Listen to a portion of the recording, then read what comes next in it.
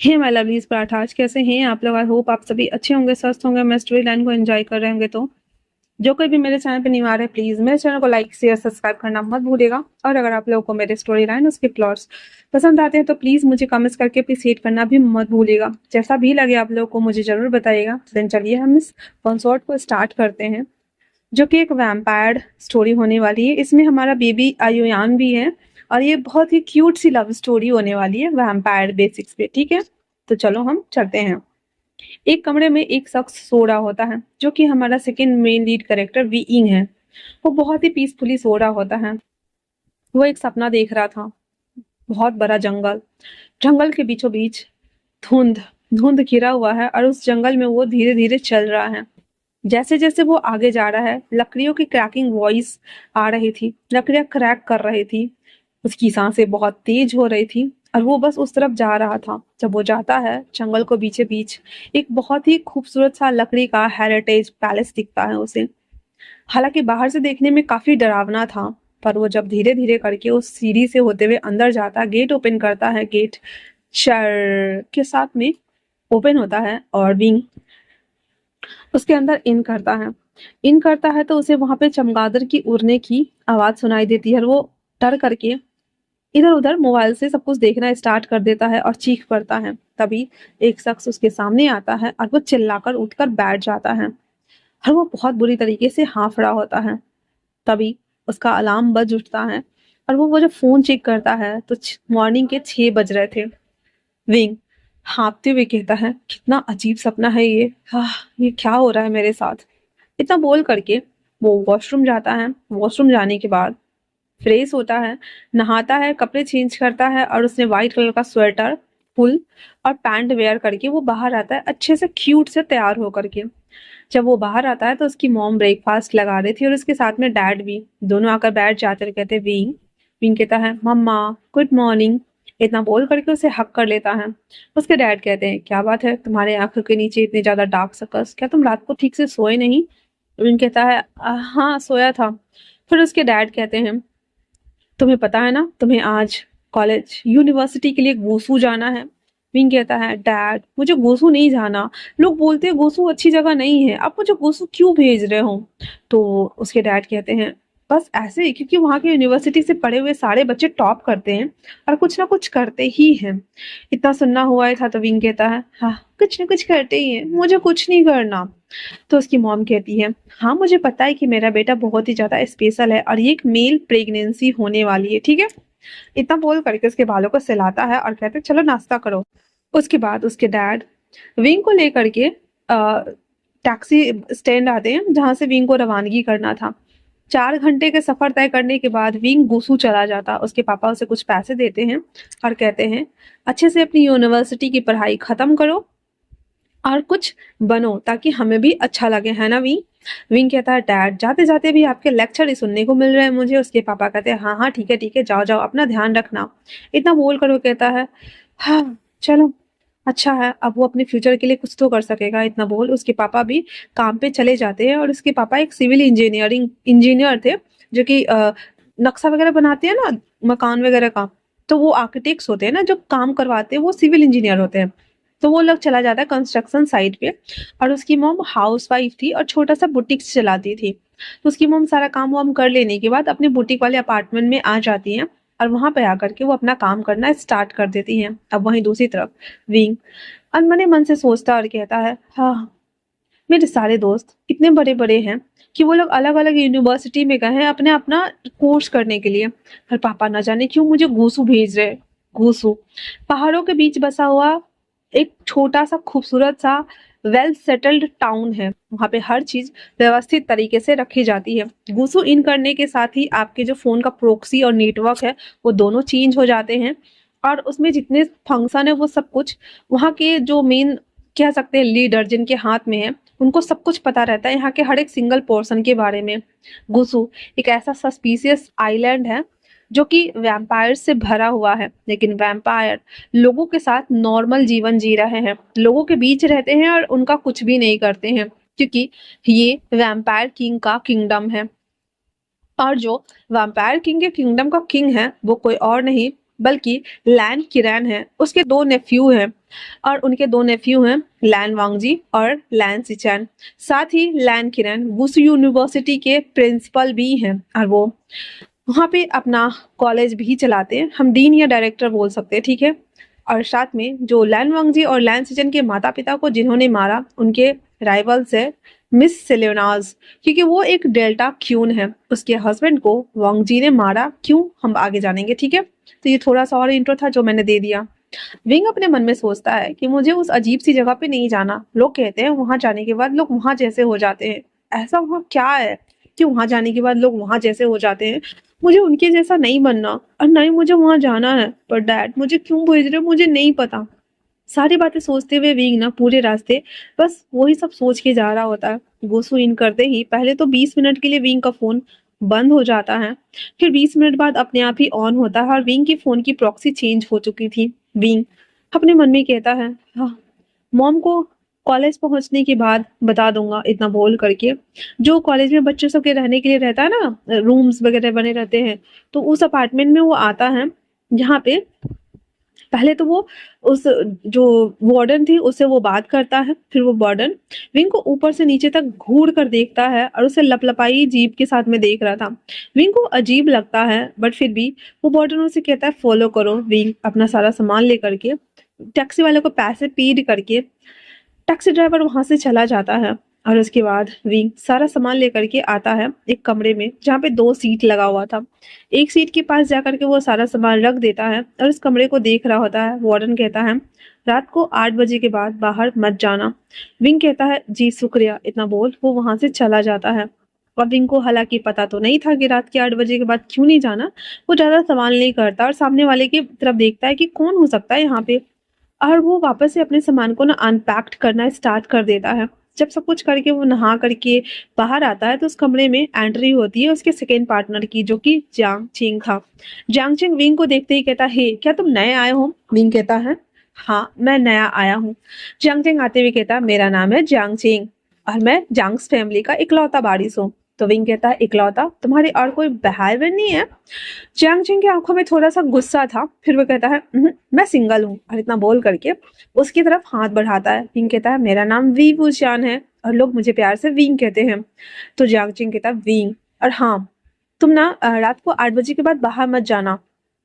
तो विंग कहता है, वार्डन भी यही बोल रहा था, तुम भी यही बोल रहे हो, क्या कोई बात है? तो वो कहता है, कोई बात नहीं है, इतना बोल करके वो उसे देखता और कहता है, क्या तुम्हें भूख लगी है? 7 बज रहा था। तो विंग कहता, हाँ भूख लगी है, मैं बाहर जाके खा लूंगा। तो जांगचिंग कहता, नहीं, मैंने कहा ना तुम्हें बाहर नहीं जाना है, मतलब नहीं जाना है। इतना सुनना हुआ ही था। तो विंग कहता, बट क्यों नहीं जाना है? जांगचिंग कहता, इतना क्यूट एक्ट करना बंद करो विंग, और उसके बालों को रफल करते हुए कहता, यहीं रहो, मैं तुम्हारे लिए खाना लेकर आता हूँ। और जांगचिंग इतना बोल के लिए मेस की तरफ चला जाता है विंग के लिए खाना लाने के लिए। विंग अपने मन में कहता है, बहुत अजीब है। इतना बोलने के साथ ही वो अच्छे से रेडी हो जाता है और रेडी होकर के अपने रूम के बाहर आता है। गैलरी में वो खड़ा था और बाहर का व्यूज देखता है, जहां से सिर्फ और सिर्फ पहाड़ पहाड़ पहाड़ पहाड़ पहाड़ पहाड़ ही नजर आ रहे थे। दूर तक नजर डालो तो बहुत ही रेयरली कहीं कहीं पे घर दिख रहे थे। विंग कहता है, इसलिए मैंने कहा था मुझे यहाँ नहीं आना, कितना अजीब जगह है ये। हाँ, और ये बोल करके अफसोस कर रहा था। जियांगचिंग आते हुए कहता, विंग। विंग कहता, हाँ मैं यहाँ हूँ। फिर जो जियांगचिंग था कहता, अरे बाहर क्या कर रहे हो, अंदर आओ। इतना बोलकर उसे खींच कर अंदर लाता है, विंडो वगैरह बंद करता है और कहता है, विंडो के पास क्या करने गए थे? विंग कहता, क्या हुआ, मैं विंडो पे भी नहीं जा सकता क्या? जियांगचिंग कहता, विंडो पे भी नहीं जा सकते। और इतना बोल करके उसको खाना देता है, कहता खाओ। तो विंग कहता, तुम्हें नहीं खाना? जियांगचिंग कहता, मैं बाहर से खा के आया हूँ। विंग कहता, ओ अच्छा ठीक है। फिर विंग ना वो खाना ना टुकुर टुकुर करके खा रहा होता है, और जब वो देखता है तो कहता है, हाय इतना धीरे धीरे बच्चे की तरह कौन खाता है? विंग विंग कहता है, मैं ऐसे ही खाता हूँ। फिर खाना वाना खा लेने के बाद विंग ना खाली बैठा हुआ था और जियांगचिंग लेटा हुआ था। तो वो विंग से कहता है, क्या कुछ पूछना है? विंग कहता है, वैसे हम दोनों फ्रेंड्स बन गए हैं, बट मुझे बताओगे यहाँ पे ये सभी चीजें इतनी सन्नाटी सन्नाटी क्यों लग रही है, अजीब लग रहा है? तो जियांगचिंग कहता है, हाँ थोड़ा दिन लगेगा, उसके बाद आदत हो जाएगी। वैसे तुम यहाँ क्या पढ़ने आए हो? विंग कहता है, मैं आर्ट्स पढ़ने आया हूँ और मुझे ना आर्ट्स पेंटिंग वगैरह करना बहुत पसंद है। तो कहता, तो क्या तुम मेरे स्केच बना सकते हो? विंग कहता, हाँ। तो जियांगचिंग कहता, फिर मैं बैठता हूँ बनाऊं? विंग कहता, अभी? कहता, विंग कहता, ठीक है। फिर वो एक डैशबोर्ड लेता है, छोटा सा था, उसके ऊपर पेपर रखता है, देन जियांगचिंग के पिक्चर्स ना ड्रॉ करना स्टार्ट कर देता है। ऑलमोस्ट 2 घंटे बाद विंग ना उस पिक्चर्स को बना चुका था और दिखाते हुए कहता है देखो कैसा है। और वो जियांगचिंग के बगल में जाके बैठता है। जियांगचिंग विंग को देखता है, कहता है तुम्हारा ब्लड ओ है क्या? कहता हाँ, तुम्हें कैसे पता? जियांगचिंग कहता है नथिंग, हाँ कुछ भी हो जाए तुम बाहर मत जाना, ठीक है ना? विंग कहता हाँ मैं समझ गया, नहीं जाऊंगा, पर पिक्चर्स तो देखो, इतना बोल करके वो उसे दिखाता है। तो जियांगचिंग कहता वाह सच में तुम काफी ज्यादा अच्छा स्केच करते हो, तो कितना सुनना हुआ था। तो कहता थैंक यू, और इतना बोल करके और वो वापस से उसे देखता और कहता जाओ जाके सो जाओ छोटे। विंग कहता छोटे? कहता मेरा कोई भाई नहीं है ना, तो तुम मेरे भाई बनोगे? विंग कहता है वैसे हमारा ब्लड का रिश्ता तो नहीं है, बट हाँ मैं बन जाऊंगा। उसके बाद विंग आकर के सो जाता है। अगले दिन विंग अच्छे से रेडी वगैरह हो जाता है, तो जियांगचिंग सो रहा होता है। विंग आते हुए कहता है जियांगचिंग उठो ना, नहाने जाओ ना। जियांगचिंग कहता हाँ मैं अभी आया। फिर जियांगचिंग जाता है, नहाता है और वो भी आकर रेडी होता है। दोनों अच्छे से रेडी हो जाने के बाद बैकपैक लेते हैं और वो कॉलेज की तरफ जाने लगते हैं। जियांगचिंग उसके साथ ही जा रहा होता है और वहां पे कुछ लोग थे जो कि उन्हें अजीब तरीके से घूर कर देख रहे होते हैं। कॉलेज को देख करके विंग को काफी ज्यादा अच्छा लग रहा था, क्योंकि कॉलेज का नजारा वाकई में बहुत ही ज्यादा खूबसूरत था। विंग वो सबको देखते हुए कहता है तभी मेरी मम्मा मुझे यहाँ पे भेजने के लिए इतना परेशान हो रही थी। वाकई में कॉलेज काफी खूबसूरत है, बट उन्होंने मुझे प्रेस देकर ये क्यों कहा कि मैं जंगलों में ना जाऊं और इधर उधर ना जाऊं? क्या मेरी मम्मा पहले से यहाँ के बारे में कुछ जानती है क्या? हाँ पता नहीं। और ये बोल करके विंग जो था वो सभी चीजों को देख रहा होता। जियांगचिंग कहता क्या देख रहे हो? विंग कहता है कॉलेज काफी अच्छा है, मुझे काफी पसंद भी आ रहा है। तो वो कहता है अच्छी बात है, पसंद आना भी चाहिए, बट बट जैसा कि मैंने कहा जंगलों के पीछे मत जाना, क्लास करना वनली पर और अपने अपार्टमेंट चले जाना। विंग उसकी तरफ सस्पिशियस होते हुए देखता और कहता है वैसे क्यों नहीं जाना है? और अपने मन में कहता है मेरी मम्मा ने भी मना किया है। क्या तुम लोग कुछ छुपा रहे हो मुझसे? जियांगचिंग कहता है नहीं नहीं मैं कुछ नहीं छुपा रहा, इतना बोल करके और वो वहां से कॉलेज की तरफ आगे बढ़ना स्टार्ट कर देता है। तभी वहां पे उसे मोसानियो दिखता है, जो कि अजीब नजरों से विंग को देख रहा होता है। जब विंग उसे देखता है तो उसे अजीब लग जाता है और कहता वो मुझे इतने गंदे तरीके से क्यों घूर रहा है? जियांगचिंग उसे देखता है और विंग से कहता है उससे दूर रहना, वो बैड बॉय है, और हाँ उससे आसपास भी भटकने की कोशिश मत करना। विंग कहता है और अगर उसने मुझे पकड़ लिया तो? जियांगचिंग कहता है मैंने कहा ना, उसे देखते ही भाग जाना। विंग कहता है ठीक है गुस्सा मत करो। फिर वो जब थोड़ा दूर और आगे जाता है तब उसे वहां पे एक और शख्स मिलता है, जो कि हमारा मेन लीड कैरेक्टर लैन वोंग जी होता है, जो कि फुटबॉल मैच खेल रहा होता है। वो बॉल उड़कर जैसे ही विंग की तरफ आता है, जियांगचिंग उसे कैच कर लेता है और जियांगचिंग वांग जी को घूर कर देख रहा था। और वांग जी, मोशान्यू, साथ में सूशे, शोंगलैन, सोयांग, विंचा सब आ जाते हैं। और आते ही जो हमारा वांग जी था वो विंग को ऊपर से नीचे तक घूर कर देखता है और अपने लिप्स को बाइट करता है। विंग ना डर के मारे जियांगचिंग के पीछे छुप गया था और कहता ये लोग कौन है? विंग उसे देखता है और कहता है, तो जियांगचिंग उसे कहता है कोई भी नहीं। वो बॉल वहां पे नीचे रख देता है और कहता है सॉरी। इतना बोलकर वो विंग को लेकर आगे जाने लगता है। तभी मोशन्नी उसे देखकर अजीब तरह से देख रहा था, क्योंकि वांग जी उसे ना अजीब नजरों से देख रहा था, जो कि मोशन्नी को बिल्कुल भी पसंद नहीं आ रहा था। उसके बाद जो सुयांग था वो कहता है वैसे वो काफी ज्यादा क्यूट है ना? वांग जी कहता है कोई अपनी नजर नहीं डालेगा। सब बोल देते हैं जी एक साथ में। उसके बाद वांग जी वहां से वापस से फुटबॉल खेलने चला जाता है। विंग ना क्यूरियस होकर के ना 1 से 2 बार ना पीछे पलट कर देखता और कहता है वो कौन था? कितना ज्यादा हैंडसम था ना? जियांगचिंग उसे आगे की तरफ मुंडी मोड़ते हुए कहता पीछे देखना मना है, और हाँ इतना जोर से मत बोलो, उसे सुनाई देगा। विंग कहता हाँ उसे कैसे सुनाई देगा? और वांग जी जिसके कान ना काफी तेज थे और वो खेल भी रहा था और विंग की सारी बात सुन रहा था। जियांगचिंग कहता है वो बैड बॉय का सरदार है, उसके पास मत जाना, और हाँ उससे कभी भी गलती से मत उलझना। इतना बोल जियांगचिंग विंग को लेकर के क्लास में आता और कहता है वो रही तुम्हारी सीट, जाओ बैठो, मैं तुम्हारे लिए ठंडा लेकर के आता हूँ। विंग कहता है ओके ठीक है। इतना बोलकर जब वो बैठ जाता है, उसके बगल में नी हिसेंग बैठा हुआ था, जो कि बहुत ही ज्यादा शांत और डरा हुआ था, जिसे देख करके विंग कहता है हेलो। नी सिंह कहता है हाय। तो विंग उसे देखता और कहता है क्या हुआ तुम्हें, तुम इतना ज्यादा डरे हुए क्यों हो? नी सिंह कहता है नहीं तो मैं डरा हुआ बिल्कुल भी नहीं हूँ, मैं बिल्कुल ठीक हूँ।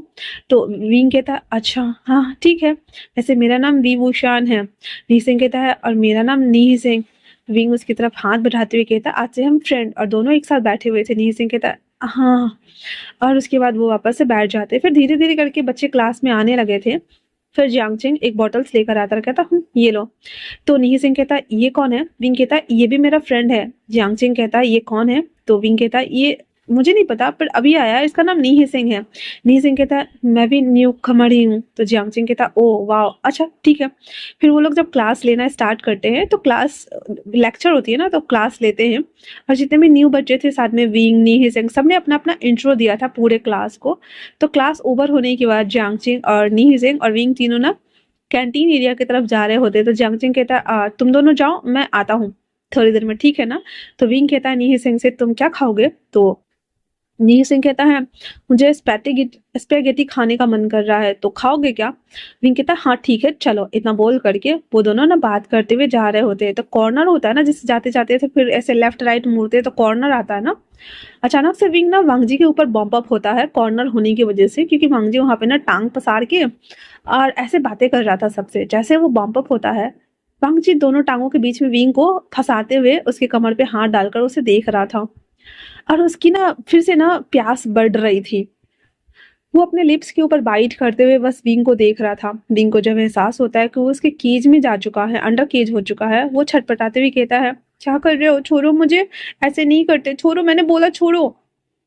यहाँ पे विंग हमारा बहुत ही ज्यादा क्यूट मासूम, साथ में बहुत ज्यादा हिम्मत वाला है, और इसकी हिम्मत आगे स्टोरी में आपको पता चल जाएगी कि ये इतना हिम्मत वाला क्यों है। वांगजी उसकी क्यूट वॉइस सुन करके ना उसका दिल गार्डन गार्डन हो रहा था, और वो कहता है वाओ, अच्छी बात है। तो तुम इतना अच्छा बोल भी लेते हो? विंग कहता है हाँ मैं बोल लेता हूँ, बट क्या करोगे? तो विंग कहता है मुझे कुछ बात नहीं करना, छोड़ो मुझे और जाओ यहाँ से। इतना बोलने के साथ ही वो कहता है हाँ हाँ मैं चला जाऊंगा, वैसे तुम्हारा नाम क्या है? Little rabbit. विंग कहता है मेरा नाम बी भूसियान है।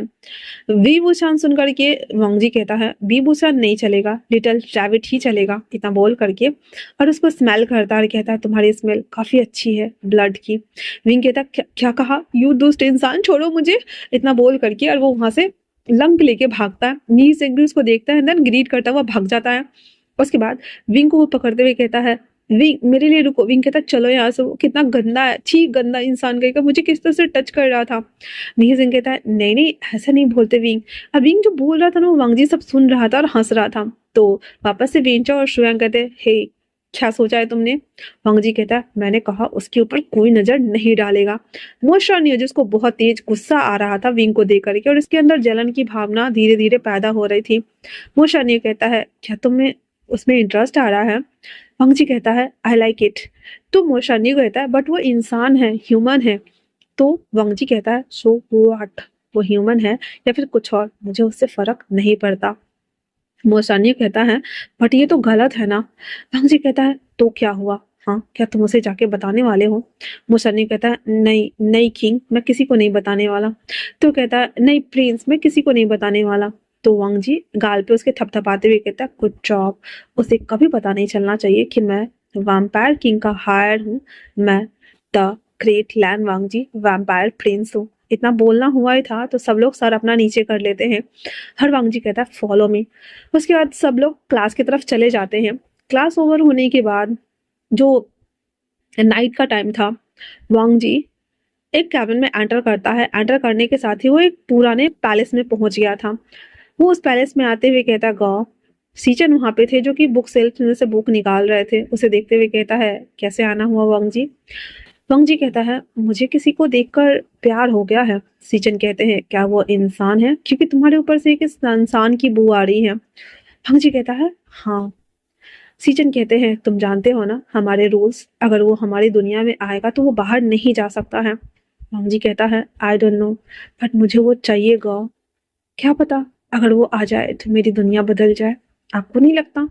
सीजन कहते हैं वैसे भी तुम नेक्स्ट किंग बनने वाले हो, तुम्हारा चॉइस है तुम्हें क्या करना है और नहीं। तुम चाहो तो उसे सेफ और सिक्योर रख सकते हो और उसके लिए प्रोटेक्शन भी बना सकते हो। तो वांगजी फटक से उठ के बैठ जाता, कहता वो तो आप बनाओगे ना।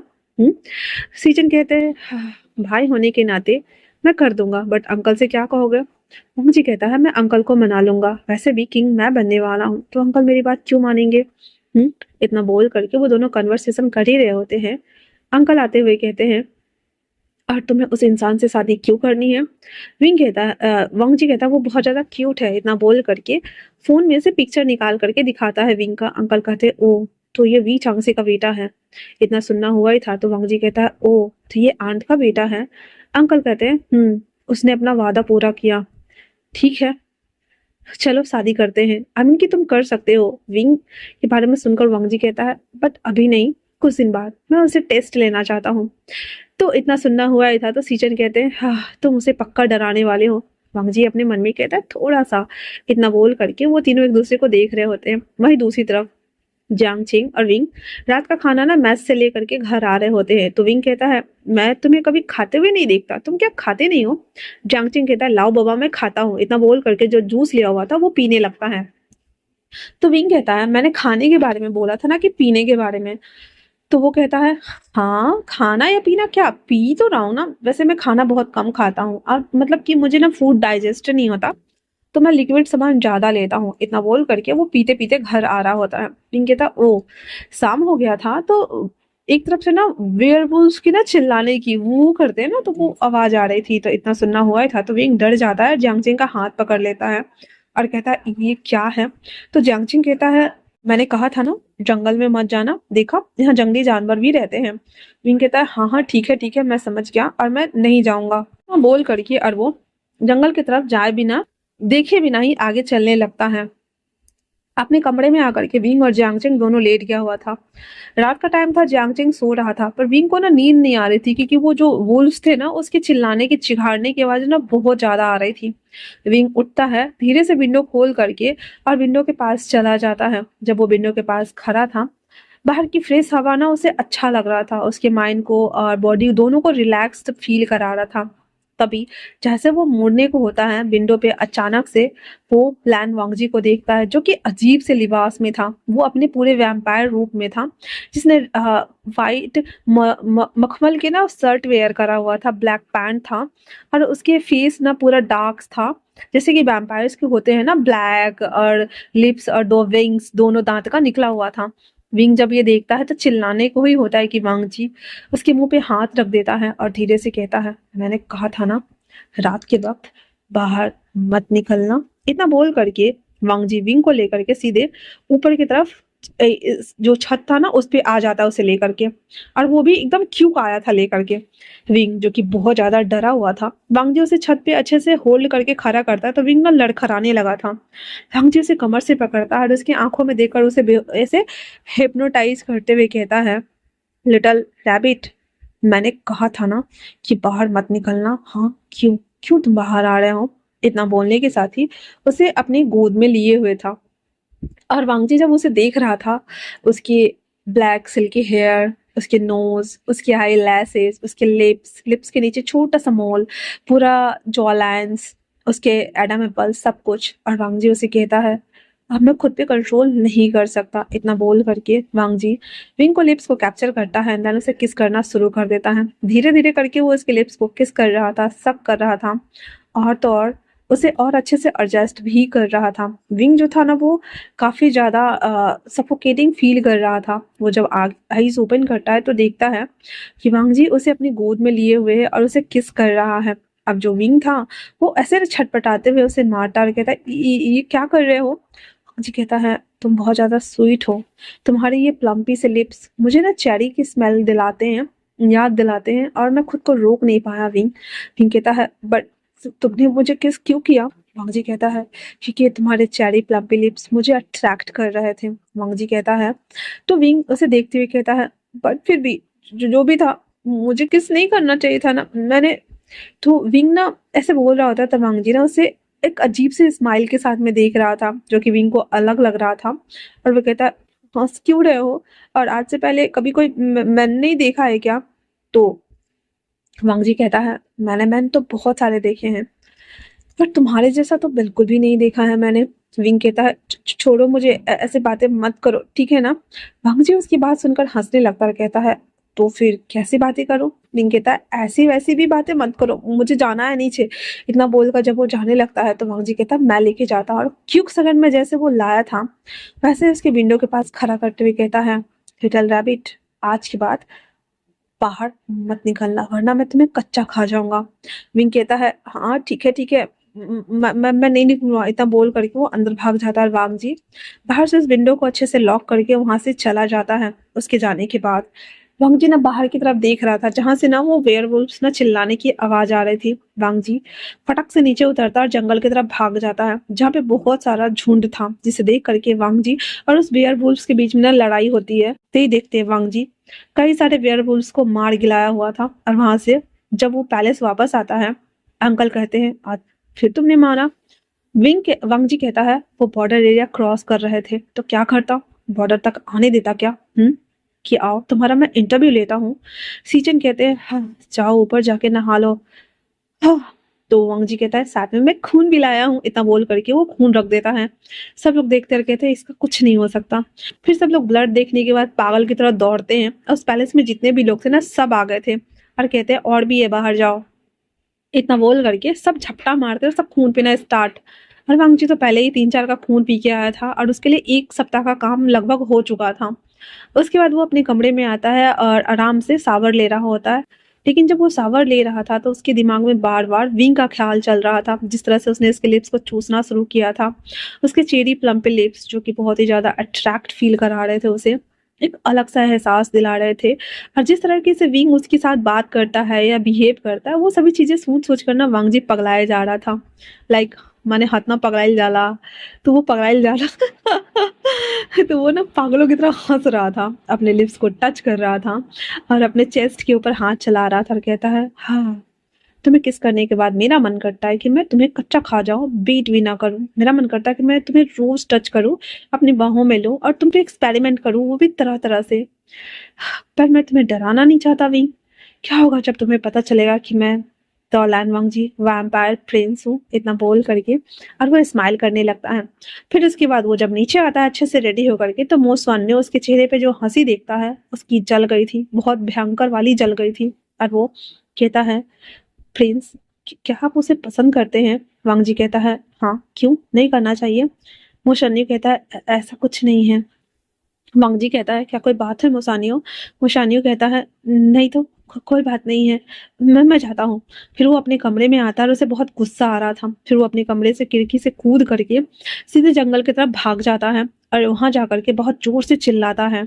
तभी एक शख्स उसके पीछे हाथ रखता है जिसे देख करके मोसानियो काफी डर गया हुआ था।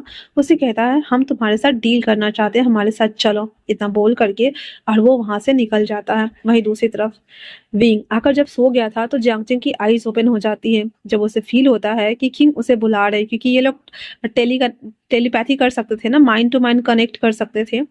तो जो सीजन थे ना वो जियांगचिंग को आवाज लगा रहा था। जियांगचिंग विंग को अच्छे से सोता हुआ छोड़ के पूरा लॉक करता है और उसके बाद वो पैलेस आता है जहां पर आ करके वो घुटनों पे बैठ गया था सीचन।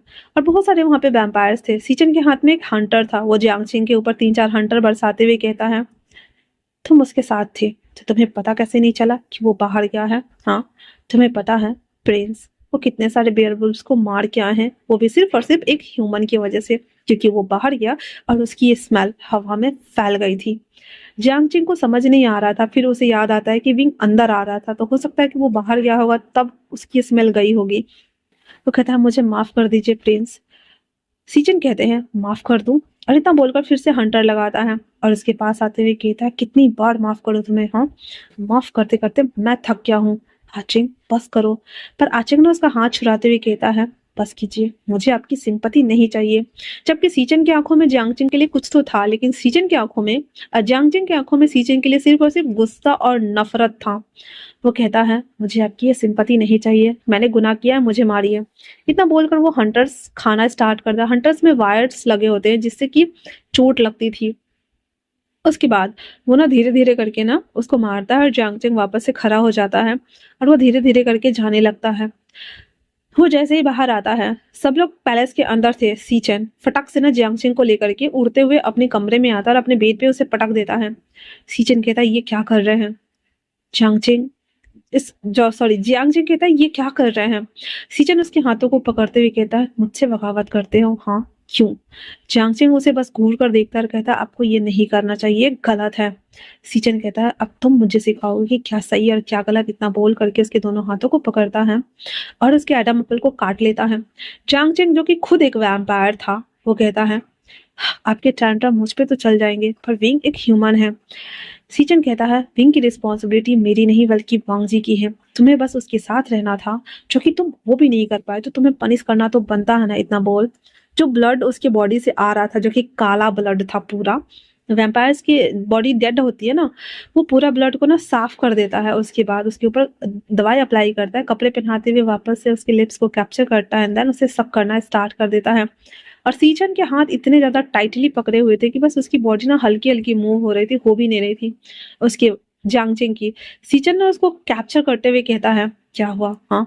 जियांगचिंग कहता है कुछ भी नहीं, अब मुझे जाना है और हाँ मैं अंदर से ध्यान रखूंगा प्लीज। इतना बोल करके वो वहां से सीधे कूद कर चला जाता है। सीजन कहते हैं कब तक नाराज रहने वाले हो मुझसे, वो मेरी गलती नहीं थी जियांगचिंग।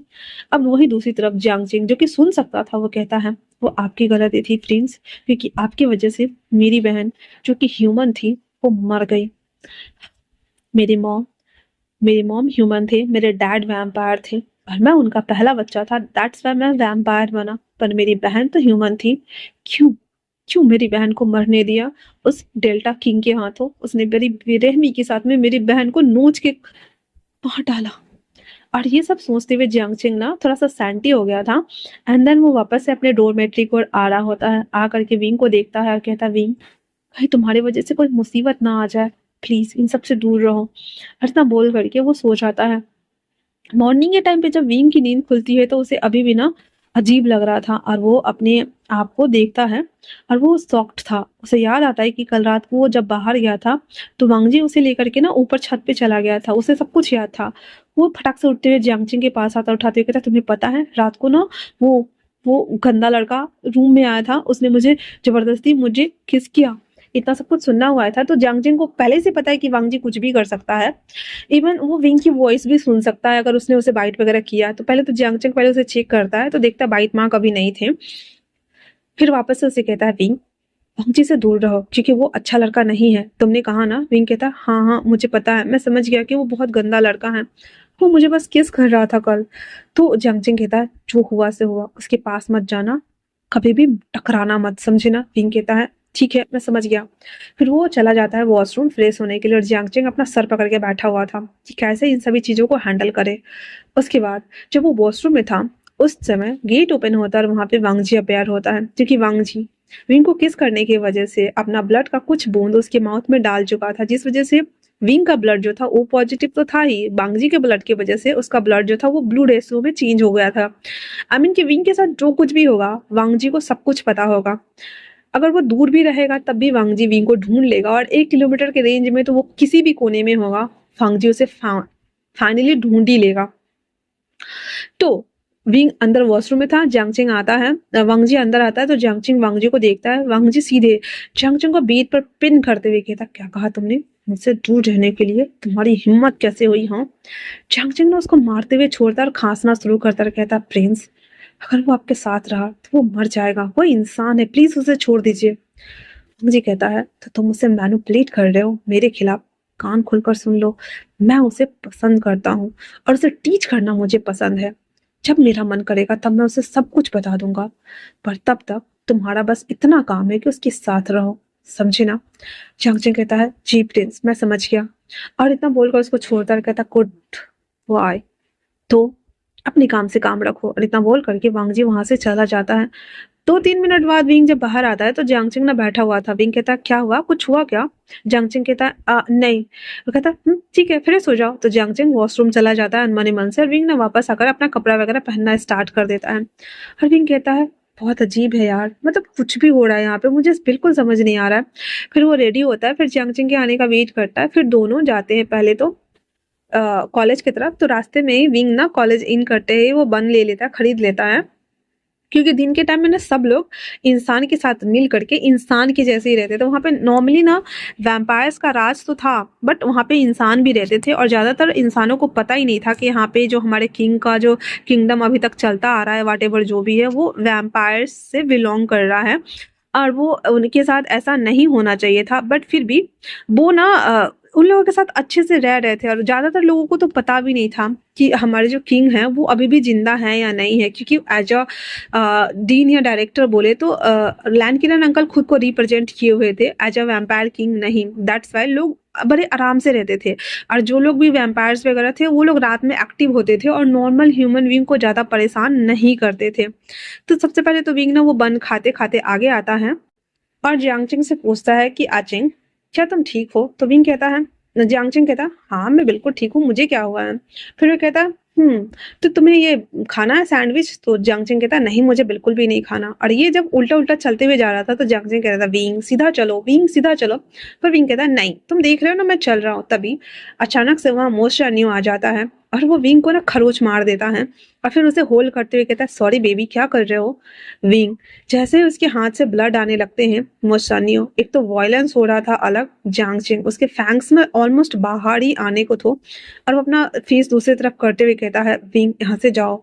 मोशानियो जो कि उसको ना अपने टीथ वाइट से ना उसके गले पे ना ऐसे कट्स लगाने ही वाला था और खून पीने ही वाला था, अचानक से वहां वांगजी आता है और विंग को अपनी तरफ खींचता है। वांगजी जो कि वैम्पायर प्रिंस होने के नाते उसके गले में एक लॉकेट रहता था जिसकी वजह से एक पत्थर था। वो वांगजी को ना ब्लड देखकर ही ज्यादा ये नहीं होता था, वो अपने ऊपर अच्छे से कंट्रोल कर पाता था। वो विंग को अपनी तरफ खींचता और कहता है, तुम दोनों अभी के अभी दफा हो जाओ। इतना सुनना हुआ ही था कि मोशानियो और जियांगचिंग दोनों वहां से चले जाते हैं। वांगजी विंग को लेकर के गोद में उसको डिस्पेंसरी की तरफ जाने लगता है, जहाँ पे जाने के बाद वो उसे बिठाता है और उसके ब्लड को देखता है। हालांकि वांगजी का भी गला सूख रहा था, उस ब्लड को देखकर वो अंदर से इंचैंट कर रहा था, प्यास लगी है पी लो। बट फिर भी उस पत्थर की वजह से उसके ऊपर सेल्फ कंट्रोल बहुत ज्यादा था। वो खुद उसे फर्स्ट एड करते हुए पट्टी बांध देता और कहता है, लिटिल रैबिट क्या तुम ठीक हो? कहता है, मैं तो बस पीछे पीछे चल रहा था, उसने मुझे इतना गंदे तरीके से क्यों कट मारा? मैंने उसका क्या बिगाड़ा था? भंगजी उसे देखता और कहता है, कुछ भी नहीं, बस शांत हो जाओ, ठीक है ना? इतना बोल करके और वो विंग को शांत कराने की कोशिश करता है। विंग जो कि जैसे तैसे करके शांत होता है क्योंकि उसे बहुत ज्यादा दर्द हो रहा था। फिर उसके ऊपर पाउडर छिड़कते हुए कहता है, दर्द गायब हो जाएगा। हाँ, तो वांगजी जब ऐसा कहता था कहता, थैंक यू। फिर विंग जो था ना वो कहता है, वैसे तुम मेरे इतनी केयर क्यों करते हो बैडस बॉय? वांगजी हंसते हुए कहता है, रियली मैं और बैडस बॉय? विंग कहता है, हाँ आचिंग ने बताया तुम बैडस बॉय हो। वांगजी फटक से उसके लिप्स को कैप्चर करता है, देन उसे किस करना शुरू। विंग ना दोनों हाथ पकड़ते हुए ना कर रहा था और उसको धक्का देते हुए कहता है, यू गंदा बच्चा, तुमने मुझे किस किया, क्यों किया? वांगजी कहता है, आई एम नॉट अ गंदा बच्चा, तुम इस गंदे बच्चे के पसंद बन गए हो। विंग विंग कहता है, क्या मतलब? वांगजी कहता है, आई लव यू। विंग कहता है, क्या? वांगजी कहता है, हाँ आई लव यू। विंग कहता है, नो मैं तुम्हें लाइक नहीं करता। वांगजी कहता है, क्या फर्क पड़ता है, मैं करता हूँ ना, तुम भी करने लगोगे। हाँ, इतना बोलकर उसके नोच को स्लाइड कर देता है। विंग कहता है, यू गंदे बच्चे, सच में तुम बहुत गंदे हो, तो तुमने मुझे किस कैसे किया? वांगजी दोबारा मुड़ता और कहता है, दोबारा करके बताओ का? विंग कहता है, नहीं मैं क्लास जाना चाहता हूँ। इतना बोलकर वो वहां से भागता है। वांगजी उसके पीछे पीछे चल रहा था ताकि वापस से कोई उसे ये ना कर दे। तभी नी सिंह से विंग टकरा जाता है और नी सिंह विंग को जब पकड़ता है तो उसे अजीब हो रहा था, बट फिर भी वो अपने ऊपर सेल्फ कंट्रोल करते हुए कहता है, विंग क्या हुआ तुम्हें? विंग कहता, कुछ नहीं, हम क्लास में चलते, चलो। इतना बोलकर उसको पकड़ के जाने लगता है और वांगजी बस उसे जाते हुए देखता है, देन मुस्कुराते हुए वो दूसरी तरफ चला जाता है।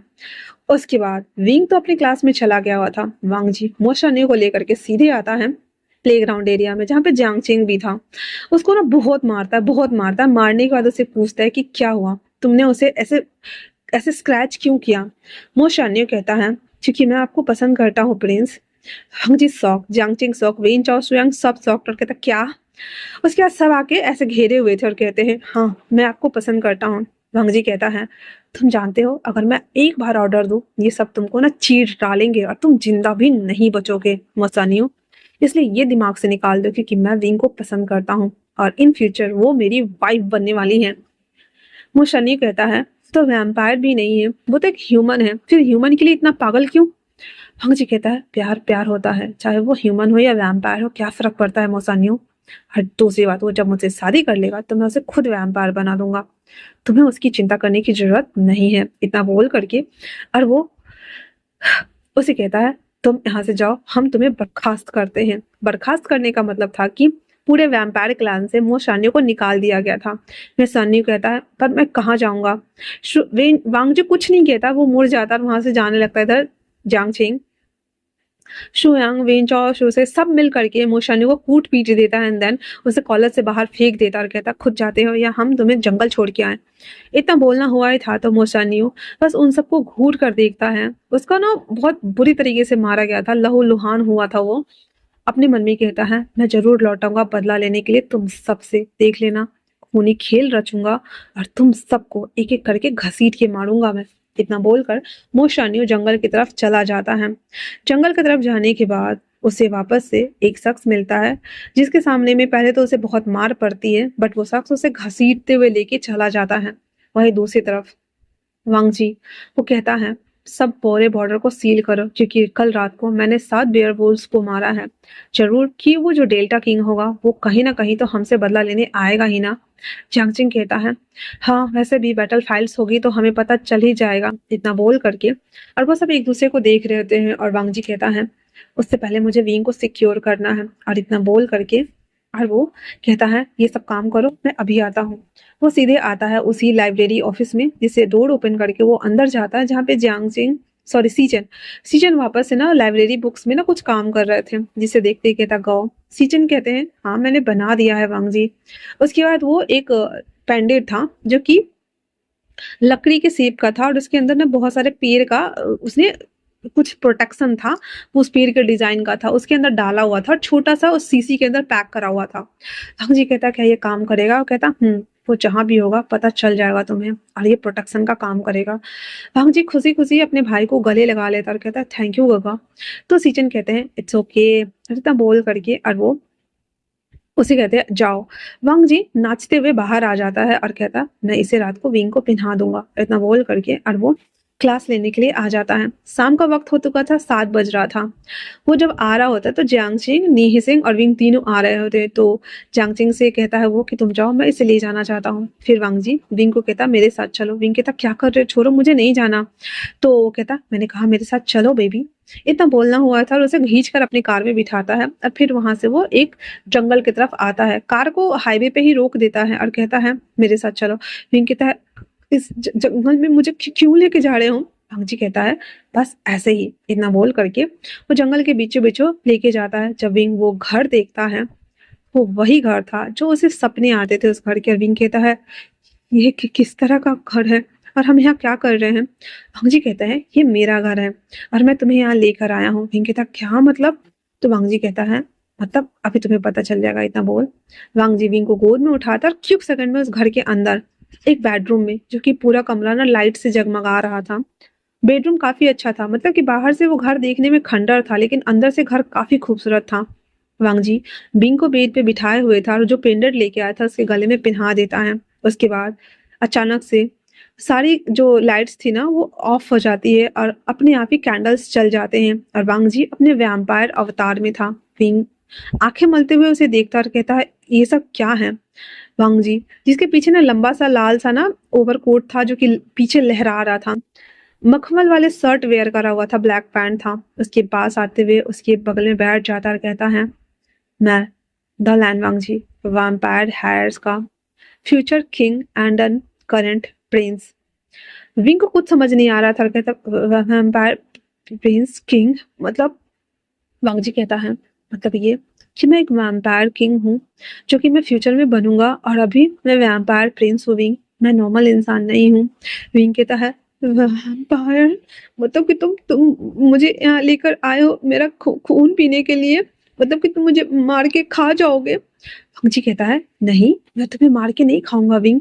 विंग कहता है झूठ मत बोलो, वैम्पायर तो वैसे भी खून पीते हैं और लोगों को मार के खा जाते हैं ना, मेरी बॉडी में तो उतना खून भी नहीं होगा, तो तुम फिर मेरे साथ ऐसा क्यों कर रहे हो? वांग जी उसकी मासूमियत को देखते हुए उसके पास आता है और विंग ना फटक से बेड पे ना पीछे पीछे होने के चक्कर में बैठ जाता है, कहता है मुझे प्लीज मत मारना, मेरी बॉडी के अंदर बहुत खून नहीं है, थोड़ा सा खून है, इतना छोटा सा बॉडी में छोटा ही खून, आई मीन थोड़ा ही खून होगा ना, तो तुम उसे पी के क्या करोगे, तो तुम्हारा पेट भी नहीं भरेगा। पर वांग जी अपने फैंक्स निकालता है। विंग की क्यूट हरकतें ने वांग जी के अंदर ना अजीब सा ये कर रहा था, वो उसके गले में दबा देता है और उसे शक करता है थोड़ा-सा और फिर उसे छोड़ देता है। विंग तो चिल्ला ही पड़ता है और फिर अपने गले को पकड़ते हुए रोना शुरू कर देता है और कहता है, "तुमने मुझे काट लिया, अब तुम मुझे मार डालोगे या फिर अपने जैसे वैम्पायर बना दोगे।" हालाँकि वांग जी ने विंग को बाइट तो किया था, पर विंग इतनी जल्दी वैम्पायर बनता नहीं। उसे प्रोसेस करना पड़ता हर फुल मून को। लेकिन अभी जो उसने किया था जिससे कि उसकी ये स्मेल ना वांग जी को हर जगह फ़ील हो सके और वो उसे प्रोटेक्ट कर सके। तो वांग जी उसे कुछ समझाना नहीं चाहता था, दैट्स व्हाई कहता है, "नहीं, तुम नहीं मरोगे, मैंने तुम्हारा खून नहीं पिया।" और वो अपने दाँत दिखाता है जो कि साफ कर लिया था और कहता है, "देखो।" विंग देखता है कि इसके दाँत में खून नहीं लगा था। वो कहता है, तो फिर बाइट क्यों किया?" वांग जी ना वापस से उसके लिप्स को कैप्चर कर लेता है, उसके दोनों हाथों को बेड पे पिन कर देता है और उसके ऊपर चढ़ते हुए उसे किस करना शुरू कर देता है। वांग जी जो कि अपनी सारे डिजायर्स को फुलफिल करना चाहता था, दैट्स व्हाई धीरे धीरे करके उसके सारे कपड़े हटा देता है और उसके ब्रेस्ट एरिया के ऊपर हाथ चलाना स्टार्ट कर देता है। फिर उसके लिप्स को छोड़ करके उसके ब्रेस्ट को अपने चेस्ट को अपने माउथ में लेता है और उसे सक करना शुरू कर देता है। पहले तो विंग डिनाई कर रहा था, पर वांग जी अग्रेसिव होकर के उसके ऊपर ये सभी चीजें टैंट्रम थ्रो कर रहा था। जैसे-जैसे उसके बॉडी के ऊपर उसके हाथ चल रहे थे, उसके एक हैंड उसके पैंट्स के अंदर भी चले गए थे और वहाँ पे वो उसके लिटिल बेबी को टच कर रहा था। धीरे-धीरे करके वो टच कर रहा था और जैसे-जैसे वो कर रहा था, वो और भी ज़्यादा एक्साइटेड हो रहा था, वांग जी। जो कि उसे फुल एक्साइटेड करने के बाद अपने और उसके खुद के क्लोथ्स फेंक देता है और उसके ऊपर वो आ जाता है। उसे बेड पे अच्छे से एडजस्ट करते हुए उसे प्रिपेयर करना स्टार्ट कर देता है। पहले 1, 2, 3 फिंगर्स इन करके उसे अच्छे से प्रिपेयर करता है। फिर अपने आप को उसके इनसाइड इन करता है और उसे धीरे-धीरे करके उसके ऊपर राइड ऑन करना और इंटिमेट होना स्टार्ट करता है। जैसे-जैसे वो उसके साथ इन्वॉल्व हो रहा था, विंग मौन कर रहा था। यहाँ बांगजी और विंग दोनों को नहीं पता है कि विंग प्रेग्नेंट हो सकता था। वो उसके साथ सब कुछ करना स्टार्ट कर देता है और हर बार वो अपने आप को उसके अंदर ही डिस्चार्ज कर रहा था, ऑर्गेज़्म तक जा रहा था, खुद को उस एक्सट्रीम लेवल पे लेके जा रहा था और कंटिन्यूअसली 4 राउंड तक वांगजी विंग के बीच में सब कुछ होता है। फाइनली जब विंग था, वो उसकी पूरी बॉडी दर्द हो रही थी और वांगजी उसे देखता है और कहता है, "तुम्हें सोना नहीं है?" विंग कहता है, "मुझे डर लग रहा है, कहीं तुम मेरा खून पी जाओगे तो?" वांगजी कहता है, "मैं तुम्हें प्यार करता हूँ लिटिल रैबिट, तो मैं तुम्हें कैसे मारूँगा? हाँ, अब तो मुझे तुम्हारे साथ ये कुछ रोज़ करना है क्योंकि मेरा मन करता है कि मैं तुम्हें रोज़ देखूँ, टच करूँ, तुम्हें खुश रखूँ, तुम्हारे साथ वो सब कुछ करूँ।" तो विंग ना डरते हुए कहता है और खून भी वांगजी हँसते हुए कहता है, "वैसे एक बार मैं जानवरों का खून पीता हूँ तो 7 दिन काम चल जाते हैं, जब नहीं मिला तो।" विंग और डर जाता और कहता है, "हाँ, मुझे घर जाना है, मम्मी मैं कहाँ फँस गई?" वांगजी हँसते हुए कहता है, "मैं तुम्हें नहीं मारूँगा और हाँ, ये प्रोटेक्शन है तुम्हारे लिए, इसे कभी मत खोना विंग।" विंग कहता है, "ये लकड़ी?" कहता है, "ये लकड़ी नहीं, ये प्रोटेक्शन है, अब सो जाओ।" इतना बोल करके उसके बालों को फिराता है।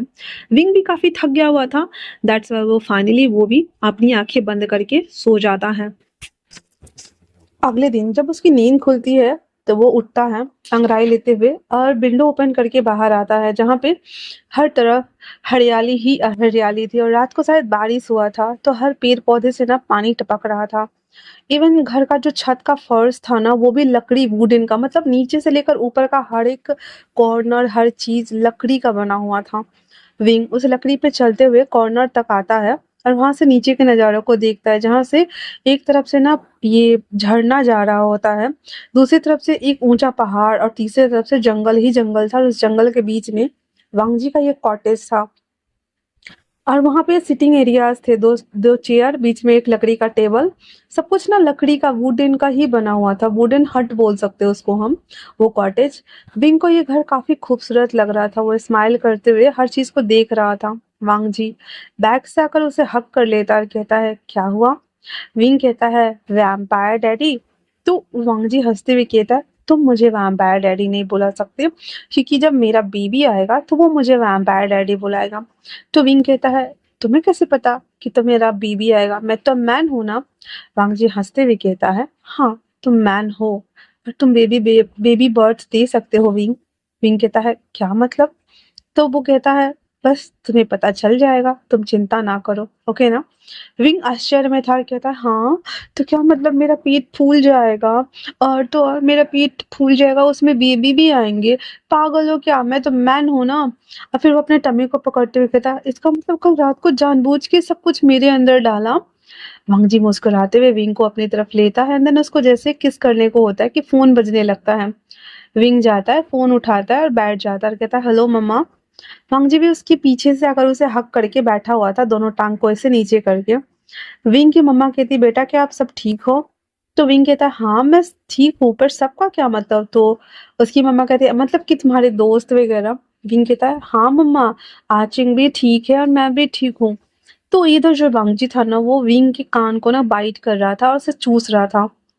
विंग ना उसको हटाने की पूरी कोशिश कर रहा था, पर वांगजी हट नहीं रहा था और उसे टिकलिंग हो रही थी। तो वो कहता आउच क्या कर रहे हो? तो उसकी मम्मा कहती क्या हुआ? विंग कहता नहीं नहीं मम्मी, वो आचिंग है, वो मुझे उठा रहा था ना, मैं सो रहा था, तो दैट्स व्हाई, कुछ नहीं।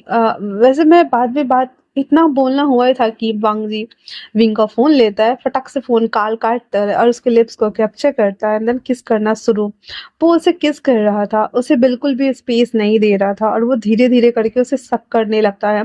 विंग को ना ऐसे आगे की तरफ देखा हुआ था, उसका मुंडी बस अपनी तरफ घुमाया हुआ था, विंग ना एडजस्ट ही नहीं हो रहा था। वांग जी फटक से विंग को उठाकर अपने ऊपर ले लेता है और उसके लिप्स को कैप्चर करके फिर से उसे किस करना शुरू कर देता है। विंग वांग जी के ऊपर था और वो उसके ऊपर ही उसको पकड़े हुए था और उसे किस करे जा रहा था, करे जा रहा था, करे जा रहा था। वांग जी फिर उसे फ्लिप करता है और उसकी पूरे बॉडी को छूना शुरू कर देता है। विंग उसे ऐसे हाँफते हुए देखता है, कहता है मेरे साथ फिर से कर रहे हो? नहीं, मुझे बेबी बम्प नहीं चाहिए, मुझे बेबी भी नहीं चाहिए, मुझे मुझे पेट नहीं फुलाना। तो इतना सुनना हुआ ही था, तो वांग जी कहता है बकवास शौखवा। अगर तुम बेबी नहीं दोगे तो मुझे वो बेबी कैसे बैड डैडी बुलाएगा? तो विंग कहता है फिर हमारे बेबी होंगे, तो इसका मतलब कि बेबी भी वैम्पायर होगा। वांग जी कहता है आई डोंट नो, बट जो भी होगा हम उसे एक्सेप्ट करेंगे क्योंकि वो तुम्हारा बेबी है विंग। और अपने मन में वांग जी कहता है और वो हम दोनों से कहीं ज्यादा ताकतवर होगा। वैसे क्या तुम्हें वैम्पायर बनना है? विंग कहता है नहीं नहीं नहीं, मुझे मुझे वैम्पायर वैम्पायर नहीं बनना, मुझे जाने दो यहाँ से प्लीज। और ये क्या है, तुम मुझे मम्मी से भी बात नहीं करने दिए, मेरा लिप्स क्यों कैप्चर किया, मम्मी क्या सोचेंगी? वांग जी कहता है जब मैं तुम्हारे सामने हो, तुम मेरे सामने हो, तुम्हें देखने के बाद मुझे वो सब करने का बस मन करता है, छूने का, तुम्हें महसूस करने का। तो तुम्हें लगता है कि मैं किसी से बात करने दूंगा तुम्हें? मुझे बिल्कुल नहीं पसंद कि इस टाइम जोन में तुम किसी से भी बात करो। तो वो जब ये सुनता है तो कहता है हाँ, ये क्या बात हुआ, इसका मतलब तुम। तो वो कहता है मुझे बिल्कुल नहीं पसंद, बेबी आई एम जेलिस। विंग कहता है कुछ भी। वांग जी कहता है हे मिस्टर रैबिट, तुम ऐसे मत बोला करो ठीक है ना, वरना। इतना बोलकर फिर से उसको ऐसे फ्लिप करते हुए वापस से उसे किस करना शुरू कर देता है। अब जो हमारा विंग था वो ना चाहते हुए भी उसके केज में बंद गया था, और वांग जी फिर से उतनी सुबह सुबह उस बारिश भरी मौसम, जो कि बाहर से इतनी सुहावना लुभावना सदाबहार लग रहा था, हल्का हल्का बूंदाबांदी होने लगा था, और वांग जी कंबल अपने ऊपर ओढ़ करके विंग को उसके ऊपर राइड ऑन करना स्टार्ट कर देता है। और ना चाहते हुए भी विंग अब अपने आप को सरेंडर कर चुका था, क्योंकि उसे पता है कि उसका जो साइको सैया है वो एक वैम्पायर है भाई। वो सब कुछ कर लेने के बाद फिर से जब वो दोनों एक दूसरे के बाहों में सिमटे पड़े थे, तो वांग जी विंग को देखते हुए कहता है विंग। विंग कहता है आई लव यू। विंग उसे देखता और कहता हाँ, पर मैं तुमसे प्यार नहीं करता। पंग जी कहता व्हाट, अभी इतना सब कुछ हमने किया, ये सब कुछ हो गया उसके बाद भी? तो विंग कहता है हाँ, तो वो तो जबरदस्ती किया ना, मैंने थोड़ी बोला था करने के लिए, और अगर मैं मना करूंगा तुम तो मेरा खून पी जाओगे, तुम तो मुझे मार डालोगे ना। वांग जी अपना उसको ना मन कर रहा था, खम्बा किधर हो, इधर आओ, मैं फोड़ लूं अपना जाके। तो वांग जी कहता है मतलब मैंने तुम्हें इतना परेशान किया, सब कुछ किया ताकि तुम मेरे पे ध्यान दो, मेरे बारे में सोचो, और तुम्हें लगता है कि ये सब मतलब तुम्हें नहीं लग रहा कि मैं तुम्हें पसंद करता हूँ और प्यार करता हूँ, इसलिए मैं तुम्हें यहाँ रखा हुआ हूँ? तो विंग कहता है अच्छा ऐसा क्या, तो बदले में मुझे भी पसंद करना होगा, पर वैम्पायर और इंसान तो एक साथ नहीं रह सकते ना, मतलब मैंने सुना है कि इंसान तो एक एज के बाद मर जाते पर वैम्पायर तो नहीं मरते। तो वांग जी कहता है जब तुम्हारी मृत्यु आएगी तब का तब देखेंगे ना, अभी तो नहीं आ रही है ना। ऐसी ऐसी बातें मत करो, और हाँ मैं प्यार करता हूँ, बदले में मुझसे प्यार बैक करो। विंग कहता है हाँ, वो कैसे करो प्यार बैक? तो वंग जी को भी खुद समझ नहीं आ रहा था कि वो क्या बोल रहे हो। कहता है जैसे कैश बैक होता है, डिवोर्स बैक होता है, रिवोर्स बैक होता है, एंड देन रिश्ते में ब्रेकअप होते हैं तो उसके बाद फिर नए रिश्ते बनते हैं, उसी तरीके से मैं तुम्हें प्यार कर रहा हूँ तो मुझे प्यार बैक कर दो। तो विंग को उसका लॉजिक समझ ही नहीं आ रहा था, पर इतना कंफ्यूज आ गया था वो सीधे बोल देता है हाँ ठीक है मैं कर दूंगा प्यार बैक। वांग जी को भी नहीं समझ में आया, वो भी रख लेता, कहता है गुड बॉय। और इतना बोल करके दोनों एक दूसरे को देख रहे थे। फिर वांग जी अपने मन में कहता है मैं क्या बोल रहा था। फिर विंग भी अपने मन में सोच रहा है इसने क्या बोला, मुझे समझ क्यों नहीं आया। जो भी है, मुझे प्यार बैक करने बोला है ना, देखता हूँ। और इतना बोल करके वो भी उसको चिपट के पकड़े हुए था। फिर विंग ना धीरे से उठते हुए कहता है वैसे तुम मेरा खून तो नहीं पी जाओगे ना, मतलब कि अगर मेरे हाथ वाथ कट गए या ब्लड वगैरह देख लिया तो खुद को कैसे रोकोगे? वंग जी कहता है ये तुम्हारे गले में प्रोटेक्शन है ना। वो कहता है ये लकड़ी। वंग जी वापस से खंबा काओ आओ मैं फोड़ू अपना सर। वंग जी कहता है दांत पीसते विंग ये प्रोटेक्शन है। तो कहता बट ये लकड़ी है ना। तो वंग जी कहता विंग। विंग कहता ओके मैं समझ गया। वंग जी कहता तुम इतने बुद्धू क्यों हो? विंग कहता मैं बुद्धू नहीं हूँ, मैं स्मार्ट हूँ, तुम ऐसे मत बोलो ठीक है ना।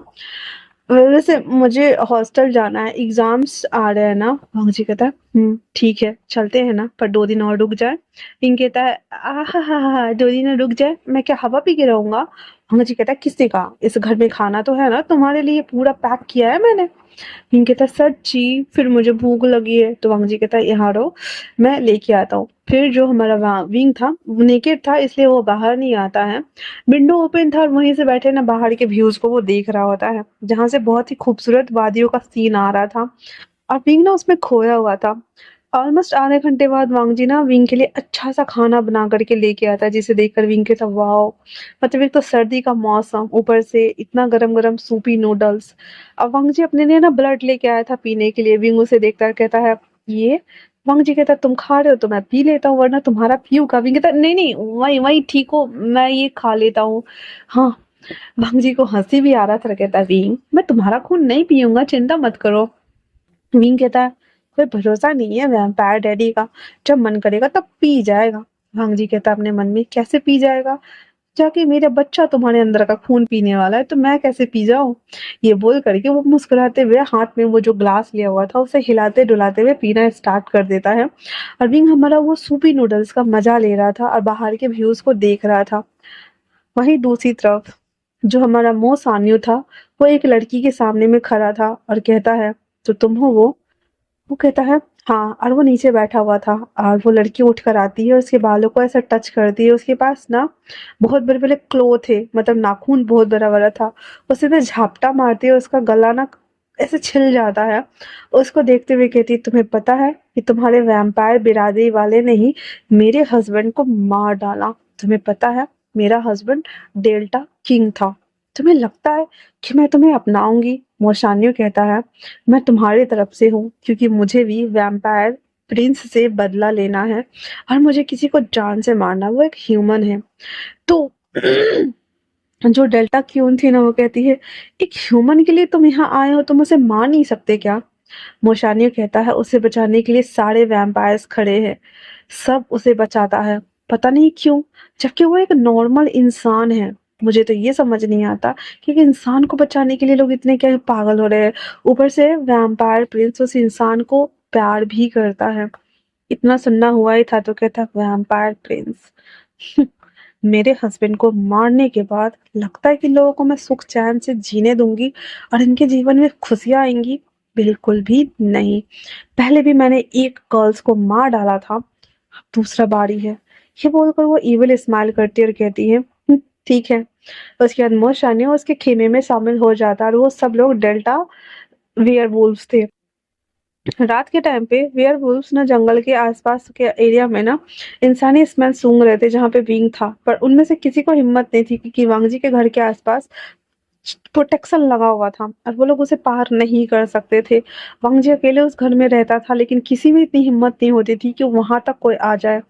सारे वेयरवुल्व्स को पता था कि एक इंसानी गंध है जो इस घर से आ रही है, लेकिन उसे ये भी पता था कि ये घर वैम्पायर प्रिंस का है। वहीं दूसरी तरफ जब सीजन उसे पता चलता है कि वांग जी विंग को लेकर के जंगल की तरफ चला गया है, वो फटक से जियांग जेंग को माइंड कॉलिंग करके कहता है कि मेरे पास आओ। हालांकि जियांग जेंग आना नहीं चाहता था, लेकिन प्रिंस था, बात काट नहीं सकता था। तो वो आता है जहाँ पे सीचन उसे कहता है तुम्हें पता है पिंग कहाँ है? वांग जी शायद उसे लेके गया है। झांग चिंग कहता है आप प्रिंस है, आपको पता होना चाहिए, आप मुझे हुक्म दीजिए, मैं ढूंढता हूँ। सीचन कहते हैं झांग चिंग क्या तुम मुझसे नाराज हो? तो वो कहता है नाराज क्यों होऊंगा भला, बताइए। वैसे भी आपका और हमारा रिश्ता ही क्या है? सीचन जियांग चिंग का हाथ पकड़ते हुए कहता है हे, ऐसे मत बोलो। जियांग चिंग अपना हाथ छुड़ाते हुए कहता है मेरी बहन आपको पसंद करती थी और उस चक्कर में उन लोगों ने मेरी बहन को मार डाला, क्योंकि मेरी बहन ह्यूमन थी और मैं वैम्पायर था, तो मैं तो बच गया ना। मुझे लगता है शायद विंग को भी वो लोग हार्म पहुंचाएंगे। तो सीचन कहता हमें एकजुट होकर के उसे ढूंढना चाहिए ना। इतना बोल करके वो सब लोग विंग और वांगजी को ढूंढने के लिए सब निकल जाते हैं। सब लोग जैसे जैसे उसको बढ़ रहा था, सीचन को वांगजी की स्मेल आ रही थी और जंगजंग को विंग की स्मेल आ रही थी, क्योंकि जंगजंग विंग के साथ ज्यादा रह रहा था। वो दोनों दो तरफ से एक ही दिशा में बढ़ रहे थे, लेकिन जब वो बढ़ते हैं तो देखते हैं कि चारों तरफ से वेयरवुल्व्स घेरे हुए हैं और वो बस इंतजार कर रहा है कि कोई भी वैम्पायर और वो ये जब वो देखता है ये तो सीधा हुक्कारी मारता है। विंग जो कि सो रहा था वो उठ के बैठ जाता है और रोना शुरू कर देता है। कहता है ये कौन सी आवाज थी? हाँ, वांगजी समझ गया था कि वेयरवुल्व्स और वैम्पायर में फाइट होने वाली है, इसलिए कहता विंग तुम यहीं रहना, इस घर से बाहर मत जाना, समझे ना? विंग कहता है हाँ मैं समझ गया। इतना बोल करके विंग को जो था ना वहीं पे छोड़ करके वांग जी वहां से चला जाता है फाइट करने के लिए। और उसके बाद वेयरवुल्व्स और वैम्पायर्स के बीच में फाइट होता है। उधर जब ये लोग वेयरवुल्व्स के साथ फाइट कर रहे थे, तब इस घर में डेल्टा क्यून नहीं आ सकती थी, क्योंकि प्रोटेक्शन सील लगा था। बस एक ही इंसान आ सकता था, वो था मोसानियो। वो जब इधर सब बिजी था ना, तो वो उस घर में आता है और विंग को ढूंढता है। विंग जो कि वांगजी के बेडरूम में था और विंडो के पास खड़ा होकर के बाहर कुछ देखने की कोशिश कर रहा था। हालांकि घर में ही लाइट था और बाकी पूरा अंधेरा था। इस घने अंधेरे जंगल में उसे आवाज के अलावा कुछ भी सुनाई नहीं दे रहा था। और विंग को ना बहुत ज्यादा डर लग रहा था, बहुत ज्यादा। और वो बस कांप रहा था अपने जगह पर, सोच रहा था किस घड़ी में मैं यहाँ आ गया, मैंने मना क्यों नहीं किया, मेरे साथ कुछ हो जाएगा तो मैं क्या करूंगा, मैं क्या करूं, ये बोल रहा होता है। तभी वो डोर ओपन होने का साउंड सुना जाता है और कहता है भांग जी। पर जब देखता है तो मोसानियो सामने में खड़ा था। जब मोशानियो विंग के पास धीरे धीरे करके बढ़ता है, उसे उसके पास आता है और उसे पकड़ता है। विंग जो कि ऑलमोस्ट बेहोश होने के कगार पे था और बहुत जोर से चीखता है मम्मी, नहीं प्लीज प्लीज प्लीज प्लीज मुझे मत छोड़ दो, मैंने क्या किया है तुम्हारा, मुझे माफ कर दो मोशानियो, please please please please please please. मसन ने अपना फैंक्स निकाल चुका था और विंग के गर्दन पे जैसे ही वार करने वाला था फैंक्स से, तभी वहां पे विंग के मम्मी और पापा दोनों आ चुके थे। और उसकी मम्मी विंग को पकड़ती है और कहती है बाबा क्या तुम ठीक हो? और उसके पापा उसको उठा के फेंकते हैं। और उसके बाद विंग जो कि बेहोश हो चुका था, उसकी मम्मी कहती है इसका ध्यान रखो मैं आती हूँ। और विंग की मम्मी एक वैम्पायर थी। उसकी मम्मी उसके पीछे भागती है मोसन्नियों को पकड़ने के लिए। उन दोनों में फाइट हो जाता है। मोसन्नियों और जो विंग की मम्मी थे दोनों लड़ाई कर रहे थे और उसकी मम्मी के ऊपर झपटा वगैरह वो लोग मारता है, लेकिन फिर भी उसकी मम्मी काफी स्ट्रांग थी, इसलिए वो उसके पैरों पे, जांग पे, थाइस पे, चेस्ट पे क्लोज लगाते हुए उसको घायल कर देती है और मोसन्नियों को ना चाहते हुए वहां से भागना पड़ता है। उसके बाद उसकी मम्मी वापस रिटर्न आती है तो विंग बेहोश था। उसके पापा कहते हैं ये बेहोश हो गया है। तो उसकी मम्मी कहती है हमें रुकना होगा ताकि युद्ध खत्म हो जाए और वो लोग वापस आ जाए। उसके बाद वो विंग के पास ही रुकी हुई थी और विंग के ये पट्टी वगैरह कर रही थी। उसके बाद जब पौन 2 घंटा के बाद ये सारा चीज रुक जाता है, वांगजी, सीचन, जियांगजेंग, सूसे, शुयांग, विंचौ सब उस कॉटेज में थे जहाँ पे विंग सोया हुआ था। सब लोग उस कमरे में थे। वांगजी कहता है आंटी, अंकल आप यहाँ क्या कर रहे हैं? वो देखता है विंग को कि ये है, और उसकी मॉम कहती है जब भी विंग को खतरा होता है तो हमें न चाहते हुए भी आना पड़ता है प्रिंस। इतना बोलकर उसकी मॉम सर झुकाती है और उसके डैड भी। वांगजी कहता है हम्म, वैसे अंकल आप ठीक है? उसके डैड कहते हैं बस मैं ठीक ही हूँ। वैसे मेरा बेटा का ध्यान रखने के लिए थैंक यू प्रिंस। तो वांग जी कहता है ऐसा कुछ नहीं है, वैसे भी वो मेरा ही होने वाला है। तो उसकी मॉम कहती है वो कौन था जिसने विंग के ऊपर हमला किया, क्योंकि वो ऑलमोस्ट विंग को खा ही जाता। वांग जी कहता है ऐसा नहीं हो सकता, अगर वो फैंक्स कराता भी तो विंग को हानि नहीं करता, क्योंकि मैंने ऑलरेडी उसको फैंक्स कराए हुए हैं और मुझे पता चल जाता। तो फिर वो कहता है कौन था, तो फिर वांग जी कह देता है कि हो सकता है कि वो मोशानियों हो।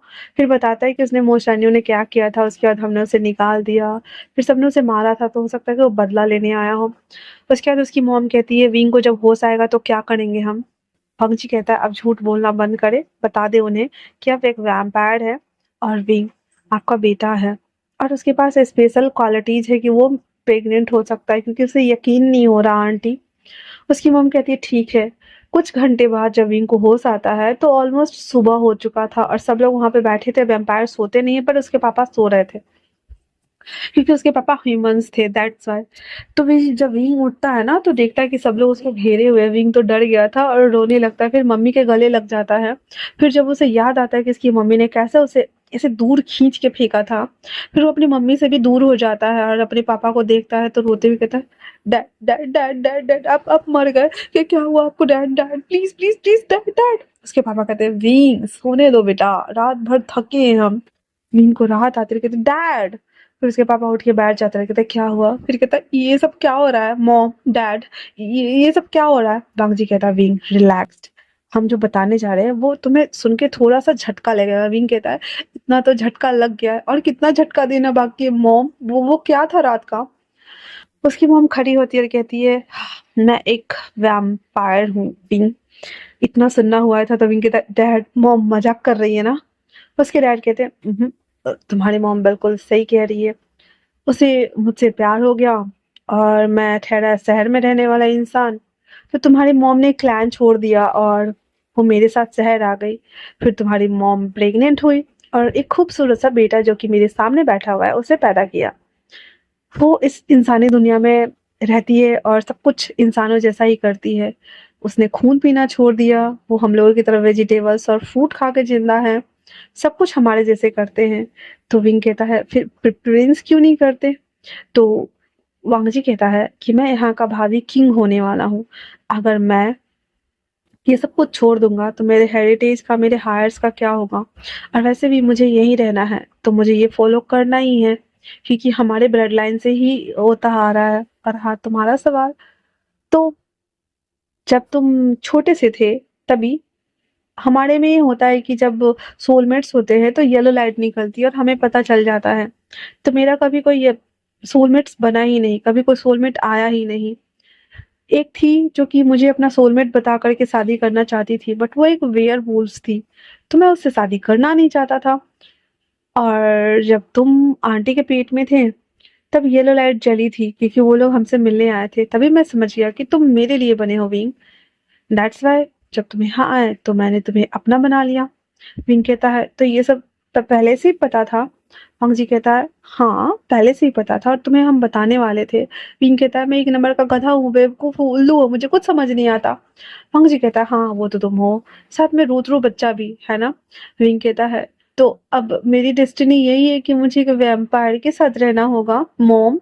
उसकी मॉम कहती है हाँ वांग जी इतना ताकतवर है बट वो तुम्हें कभी हार्म नहीं करेगा विंग, क्योंकि तुम उसके सोलमेट हो और वो तुम्हारा हमेशा ख्याल रखेगा, और हम सब।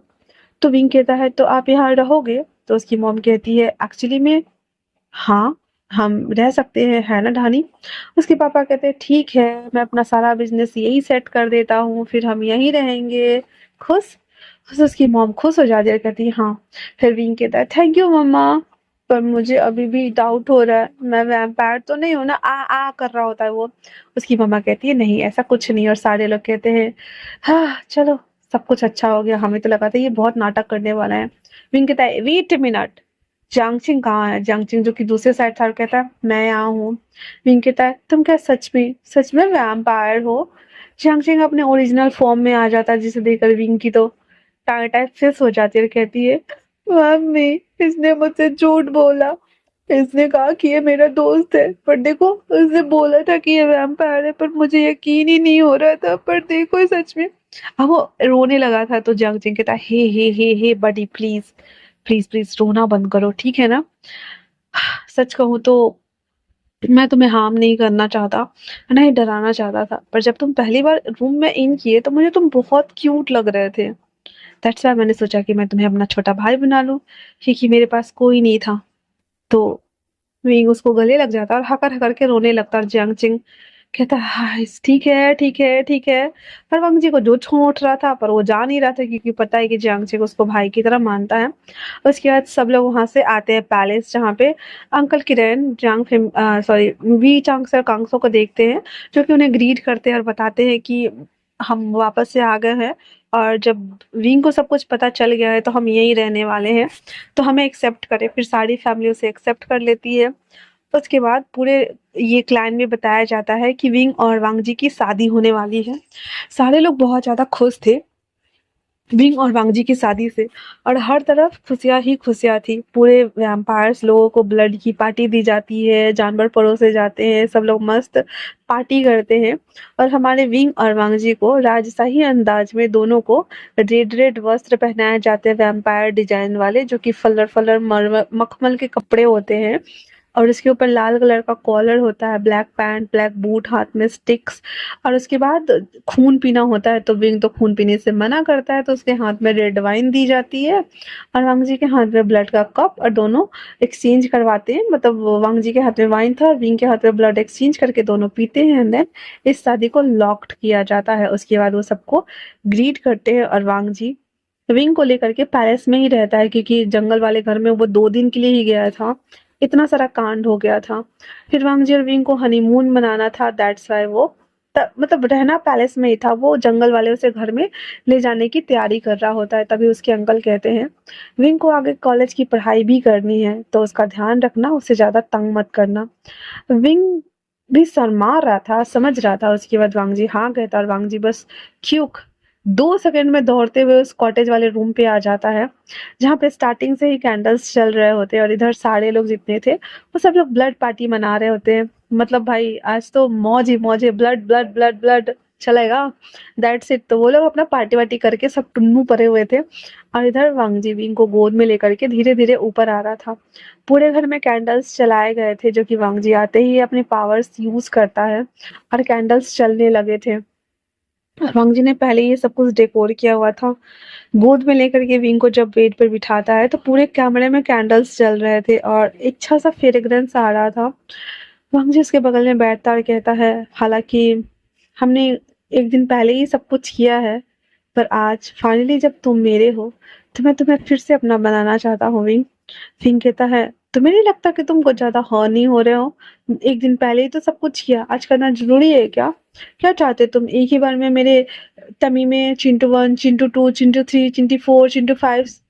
तो वांग जी कहता है, चिंटू 11, चिंटू 11 बच्चे हम डाल दे क्या? विंग कहता, मैं तो फट ही जाऊंगा पागल। और इतना बोलकर वो जैसे हटने को होता है, वांग जी उसके ऊपर आता है, फिर से उसे मिस करना स्टार्ट करता है, एंड देन धीरे धीरे करके दोनों के कपड़े नीचे पसरे पड़े हुए थे, और वांग जी विंग को पैरों से टच करता हुआ उससे वो एहसास, वो प्यार, वो फीलिंग्स देता हुआ धीरे धीरे उसके ऊपर बढ़ता है। उसने अपने सारे कपड़े उतार दिए थे, इवन कंबल भी हटा दिया था। आज वांग जी विंग को फुल देखना चाहता था, और विंग खुद वांग जी को दिखाना चाहता था। वो दोनों एक दूसरे को हर तरीके से स्पर्श करते हुए एक दूसरे के आलिंगन में डूबते जा रहे थे, करीब आते जा रहे थे, और वो एक दूसरे में खोते जा रहे थे। वांग जी विंग के साथ इंटीमेट होना स्टार्ट करता है, और वो कब हॉट सेंसेशन में बदल जाता है दोनों को पता ही नहीं चलता। अब जब विंग समझ गया था कि उसकी फेट भाई प्रिंस से जुड़ा हुआ है, तो वो ना चाहते हुए भी अब उसी को उसके साथ ही रहना है। हालांकि ऐसा नहीं था, वांग जी विंग को चाहता था, और विंग भी वांग जी को पसंद करता था, क्योंकि उसे पहले दिन ही विंग वांग जी को देखकर ही उसने बोला था कि वाह ये कितना ज्यादा हैंडसम है, और खूबसूरत इंसान को देखकर हर कोई अट्रैक्ट होता है। पर वैम्पायर डैडी सुनकर ही उसके फट गई थी। बट अब जब जानता है कि इसकी मॉम वैम्पायर डैड इंसान है, तो वो एक्सेप्ट कर चुका है कि वांग जी वैम्पायर है और वो एक ह्यूमन है, तो वो चल सकता है। तो ये सब सोचते हुए विंग और वांग जी दोनों एक दूसरे के साथ इंटीमेट होते हैं, एक दूसरे को प्यार करते, हक करते और अपना नाइट स्पेंड करते हैं।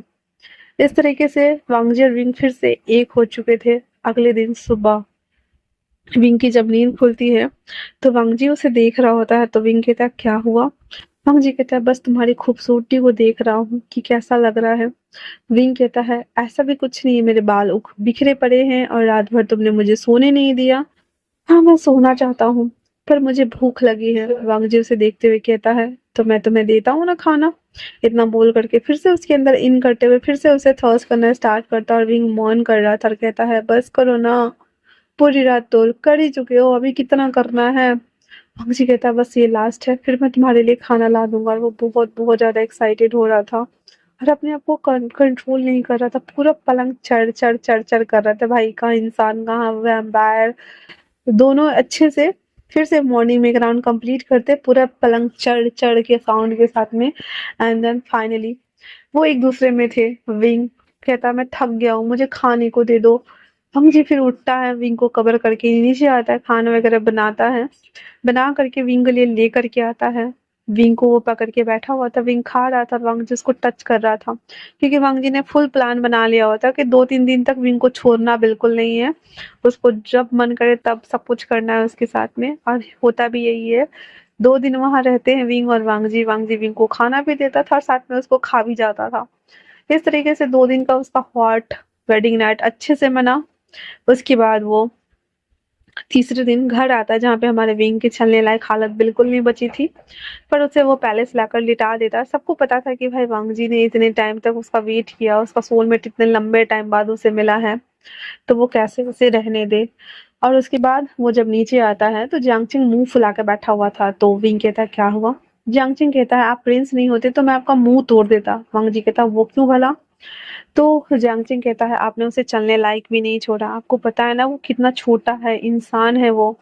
वांग जी कहता है मैं जानता हूँ, मैं और चीज में उसका ध्यान रख सकता हूँ पर इस चीज में नहीं, क्योंकि मैं समझ सकते हो तुम, मैं उसे बहुत प्यार करता हूँ और करना चाहता हूँ, बट हाँ मैं उसका हमेशा ध्यान रखूंगा और साथ में सब। इतना बोल करके वो सबको देखता है, सब उसकी बात मानने के लिए तैयार हो गए थे। और ऐसे करते हुए धीरे धीरे टाइम बीतना शुरू हो जाता है। विंग जो कि उन सबके साथ रहते रहते हैबिचुअल हो चुका था और 3 मंथ बाद एग्जाम देना था, तो वो एग्जाम की प्रिपरेशन भी करने लगा था, वांग जी उसे पढ़ाने लगा था।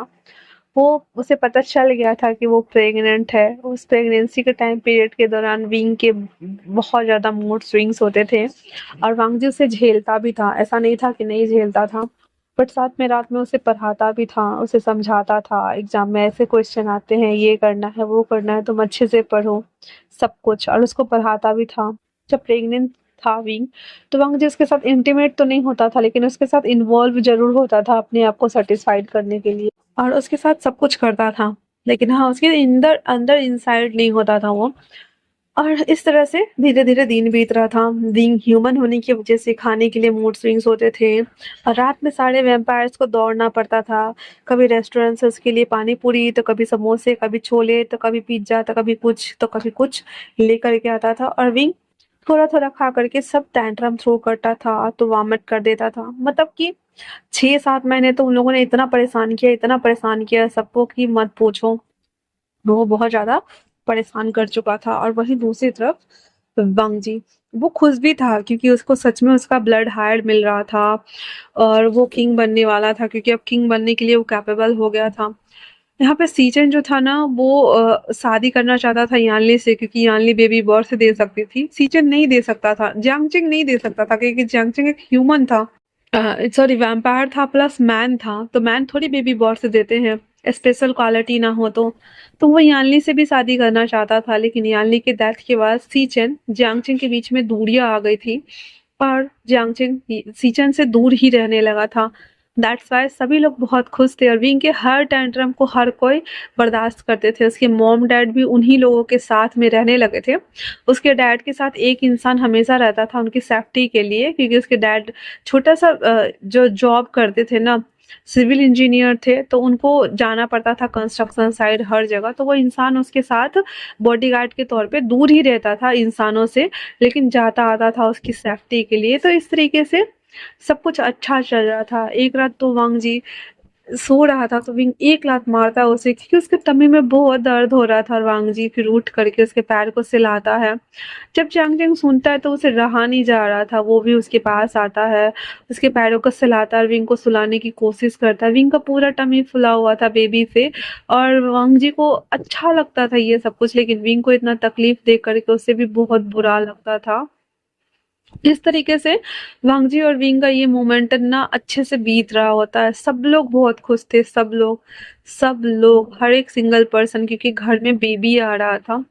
हर कोई बहुत बहुत ज्यादा खुश था और वो चाहता था कि बेबी आए तो वो सबके साथ खेले। विंग ने एग्जाम भी पास कर लिया था, उसे अच्छे मार्क्स मिले थे, पर अभी बेबी हो गया था तो वो अगले साल की पढ़ाई नहीं कर सकता था।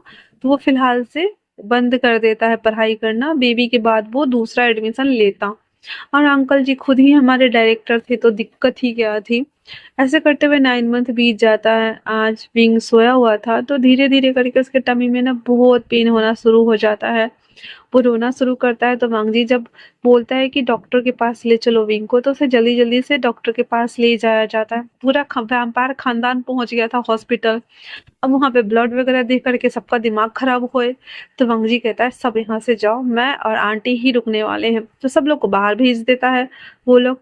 और वो लोग ना चाहते हुए बाहर चले गए थे, क्योंकि वहां पे इतने सारे पेशेंट थे, ब्लड का स्मेल था, सब लोग। अब वैम्पायर्स लोग के नाक बड़े ना ये होते हैं, तो उनको बड़ा जल्दी पता चल जाता है। दैट्स वाई वांगजी ने सबको भगा दिया था। वो विंग के लिए वहां पे रुका हुआ था। विंग अंदर से चीखने चिल्लाने की आवाज आ रही थी और वांगजी का दिल ना बैठा जा रहा था। पूरे 1.5 घंटे के मशक्कत करने के बाद फाइनली जब ओटी रूम बंद होता है तो डॉक्टर आकर बोलते हैं कि मुबारक हो, आपको बेटा हुआ है। विंग पहले तो वांगजी ना ऐसे रिएक्ट नहीं करता, कहता हाँ ठीक है, पर मुझे ये बताओ कि विंग ठीक है या नहीं। डॉक्टर कहता अजीब बात है यार, आपको अपनी वाइफ चाहिए। कहता हाँ, बेटा को आंटी को दे दो। और वो ऐसे देख रहा होता है तो डॉक्टर कहते हैं आपकी वाइफ भी अच्छी है। और कहता है कैसे कैसे लोग होते हैं, बेबाप बनने की खुशी ही नहीं है। वांगजी को घंटा फर्क नहीं पड़ रहा था, क्योंकि उसे विंग चाहिए था। उसके बाद जब उसे बाहर निकालते हैं और जब वांगजी विंग को देख लेता है अपने आंख से कि वो सही सलामत है, तब जा करके वो अपने बेटे को गोद में लेता है और उसे देखते हुए कहता है थैंक यू अपनी मम्मा का ध्यान रखने के लिए, थैंक यू सो मच, वरना मैं तुम्हारी मम्मा के बिना मर जाता। बेबी इतना बोल करके फर्स्ट टाइम जब उसे देखता है तो उसके जो बेबी हाथ में आता है उसकी आईज ना चेंज हो जाती है और वो ब्लू कलर में थी।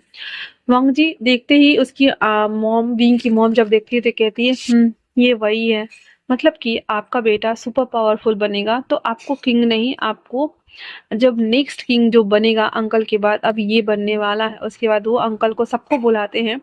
जब सब लोग एक एक करके बेबी को देखते हैं और जब अंकल लेते हैं तो ऊपर उठाते हुए कहते हैं हमारा किंग आ गया है। इतना बोल करके उस बेबी को हवा में उठा देते हैं और सभी लोग ऐसे किंग की जय हो, किंग की जय हो, किंग की जय हो करते हैं। वांगजी बहुत खुश था। हालांकि अंकल ने कहा था कि अगर उसे ब्लड हायर्स नहीं मिलता है तो वांगजी को किंग बनाया जाएगा, लेकिन अब जब हायर मिल गया था तो वो छोटा सा बेबी अगला भावी किंग बनने वाला था और सीजन और वांगजी दोनों प्रिंस बन के रहने वाले थे। वहीं दूसरी तरफ विंग उटी रूम में था। वांगजी विंग को बहुत चिंता हो रही थी तो वो उसके पास आता और उसके हाथ को पकड़े हुए था। विंग को एनेस्थीसिया दिया गया था, दैट्स वाई वो बेहोश था। 3 दिन बाद जब विंग को होश आता है तो वो अपने बच्चे को देखता है और उसे देखते हुए रोने लगता है। तो वांगजी कहता है क्या तुम अपने बेबी को देख के खुश नहीं हो? विंग कहता है मैंने मैन होने के नाते उसे जन्म दिया, पर मैं उसे फीड कैसे कराऊंगा? वांगजी कहता है बुद्धू, हाँ, तुम बुद्धू के बुद्धू ही रहोगे, तुमसे किसने कहा फीड कराने को? बेबी ब्लड पीता है। विंग कहता है हाँ, ब्लड पीता है, मतलब क्यों, वैम्पायर है? वांगजी कहता है साथ में वो दूध भी पीता है। कहता है ये क्या बात हुआ? वांगजी कहता है हमारा बेटा भाभी किंग बनने वाला है विंग, तुम चिंता मत करो, है ना, सब ठीक है। वो देखो जहाँ पे हमारा छोटा सा बेबी ना डिब्बा में दूध पी रहा होता है और बीच बीच में उसे थोड़ा सा ब्लड भी दिया जा रहा था, क्योंकि उसे क्रैबिंग होती थी तो ब्लड देना पड़ता था, वो भी जानवरों का, ताकि इंसानी खून वो ज्यादा ना पी सके किसी भी चीज का। विंग फिर अपने बेटे को लेता है और उसे देखता है, चूमता है। बच्चा बहुत ही ज्यादा साइन कर रहा था, वो बहुत खुश था। उसके बाद जब वहां से डिस्चार्ज होता है तो फिर पूरे वैम्पायर क्लैन को बोला जाता है कि भावी किंग आ गया है। विंग और वांगजी सबकी नजर उतारी जाती जाती है, साथ में बेबी की भी, और बच्चे के नामकरण की सेरेमनी रखी जाती है। हर कोई वहाँ पे झूम रहा था, नाच रहा था, गा रहा था, और जो वहाँ पे वैम्पायर प्रिस्ट थे वो आते हैं और बेबी का नामकरण करते हैं। अंकल किरण बेबी को गोद में लेते हैं और बेबी को नाम उठाते हुए पुकारते हैं, लैन युवान। और इतना बोलना हुआ था तो सभी लोग चिल्लाते हुए कहते हैं, लैन युवान, लैन युवान, लैन युवान, हमारा किंग, भाभी किंग, भाभी किंग। ऐसे सब बोल रहा होता है और सब लोग एक्साइटेड हो रहे थे। फिर से ब्लड पार्टी चल रही थी उधर, सब पी रहे थे, टुन हो रहे थे पी के, नहीं तू पी ले, आज यही चलेगा, खाना वाना नहीं मिलेगा किसी को। विंग और विंग के डैड के लिए खाना था वहाँ पे और वो लोग खाना भी खाते हैं। विंग खुश था कि चलो ऐसे ना सही है, ऐसे ही सही, पर उससे इतना सब कुछ देखने को मिल रहा है, ये सब एक्साइटिंग भरा था। साथ में वैम्पायर होने के बाद भी वांग जी विंग को इतना प्यार करता था, केयर करता था, सब कुछ। वांग जी और विंग को देखता है और वो दोनों बहुत खुश थे। वहीं दूसरी तरफ इन लोगों की हो हा सुन करके किसी की तो जल रही थी, और वो थी डेल्टा क्यून सेलेना और मोस्ट रानियों। वो लोग दूर एक टीले पे खड़ा होकर के उन लोगों को जश्न मनाते हुए, पार्टी मनाते हुए देखते हैं और कहते हैं, क्या हम इनका कुछ नहीं कर सकते? तो वो उसे देखते हुए कहता है, हाँ क्यों नहीं कर सकते, बहुत कुछ कर सकते हैं, चिंता मत करो, बस वो भाभी किंग थोड़ा सा बड़ा हो जाए उसके बाद हम उस बच्चे को ही मार डालेंगे। इतना बोल करके और वो उसे गुस्से का घूंट पी करके वो वहां से चली जाती है। अब इधर इतने सारा जश्न मन रहा था, सब कुछ हो रहा था, विंग और वांग जी सब खुश थे। उसके बाद सब अपने अपने घर चले जाते हैं क्योंकि वहां पे अधिकतर लोग वैम्पायर्स ही रहते थे। और अंकल और ये सब लोग भी घर आ जाते हैं। अंकल तो बच्चा को देख के फूल ही नहीं समा रहा था क्योंकि उनके बाद का भाभी किंग जो आ गया था भाई। अंकल कहते हैं, तुम लोग जाओ अपने अपने कमरे में सो जाओ, मैं इस बच्चे का ख्याल रख लूंगा। उसकी मॉम कहती है, अकेले अकेले रखना है आपको किंग? तो कहते हैं, आओ तुम भी रख लो। तो उसके पापा कहते हैं, और मैं क्या अकेले सोऊंगा? क्या पता किधर से कोई आके मेरा टीटुआ दबा दिया, मैं मर गया तो। हनी चलो ना। अंकल किरण कहते हैं, इसके साथ तुम जाओ चंग से, वरना ये सबको पका डालेगा। फिर उसके पापा उसकी मम्मी को भी खींच के लेके जाते हैं और अंकल हमारा बेबी को लेकर के अपने कमरे में आता है और बेबी के साथ खेलते हुए उसे पहले सुलाता है, फिर खुद सो जाता है। वहीं दूसरी तरफ कमरे में विंग को ना बेबी की क्राइविंग हो रही थी, तो वांग जी कहता है, इतने टाइम बाद हमें एक दूसरे के पास आने का मौका मिला है। तो विंग कहता, क्या कहना क्या चाहते हो? हाँ, दूसरे बेबी के बारे में सोचना मत। वांग जी कहता, नहीं सोचूंगा, पर हम ये तो कर सकते हैं ना, आफ्टर ऑल मैं तुम्हारा हस्बैंड जो हूँ, है ना लिटिल रैबिट? विंग कहता है, लिटिल रैबिट को बस खाना जानते और कुछ भी नहीं। तो वांग जी कहता है, मैं प्रोटेक्शन यूज करूंगा, चिंता मत करो। और इतना बोल करके वांग जी फिर से विंग के साथ इंटीमेट होना स्टार्ट कर देता है और वो उसे धीरे धीरे करके खुश कर रहा था और वो खुश भी हो रहा था। विंग को भी इतने टाइम बाद उसे अंदर से ये सब कुछ फील हो रहा था, तो उसे अच्छा लग रहा था। और वो रात विंग और वांग जी के लिए एक हसीन रात थी। वहीं दूसरी तरफ सी चैन, जो कि वो विंग से मिलने आ रहा था, ये सुनकर वो वापस जाने लगता है। तो जियांग जिंग वापस से नीचे था, वो बाहर बैठा हुआ था। तो जब वो बाहर आता है तो सीचन को देखता है। सीचन जब बाहर आता है तो जियांगचिंग को देखता है, उसके पास आकर वो बैठ जाता है और कहता है, क्या देख रहे हो? जियांगचिंग कहता, कुछ नहीं। सीचन कहता है, क्या तुम मुझे माफ नहीं करोगे? जियांगचिंग चिल्लाते हुए उठता और कहता, माफ कर दो आपको राजकुमार, सच में लगता है आपको आपकी वजह से मेरी बहन मर गई। बस उसकी गलती थी कि वो एक ह्यूमन थी, क्या पता कल को विंग भी मर जाए। सीचन कहते हैं, ऐसा कुछ नहीं होगा, हम सब प्रोटेक्ट करेंगे। तो जियांगचिंग कहता, आप मेरी बहन को भी तो बचा सकते थे ना। मैं ये जानता था कि आप मुझे पसंद करते हैं, उसके बावजूद भी मैं अपनी बहन को लेकर के यहाँ आया ताकि ब्लड लाइन दे सके और शादी कर सके ह्यूमन के साथ में। बट आपने क्या किया? ना ही आपने उसे बचाया, ना ही कुछ। आपको लगता है आपने सही किया?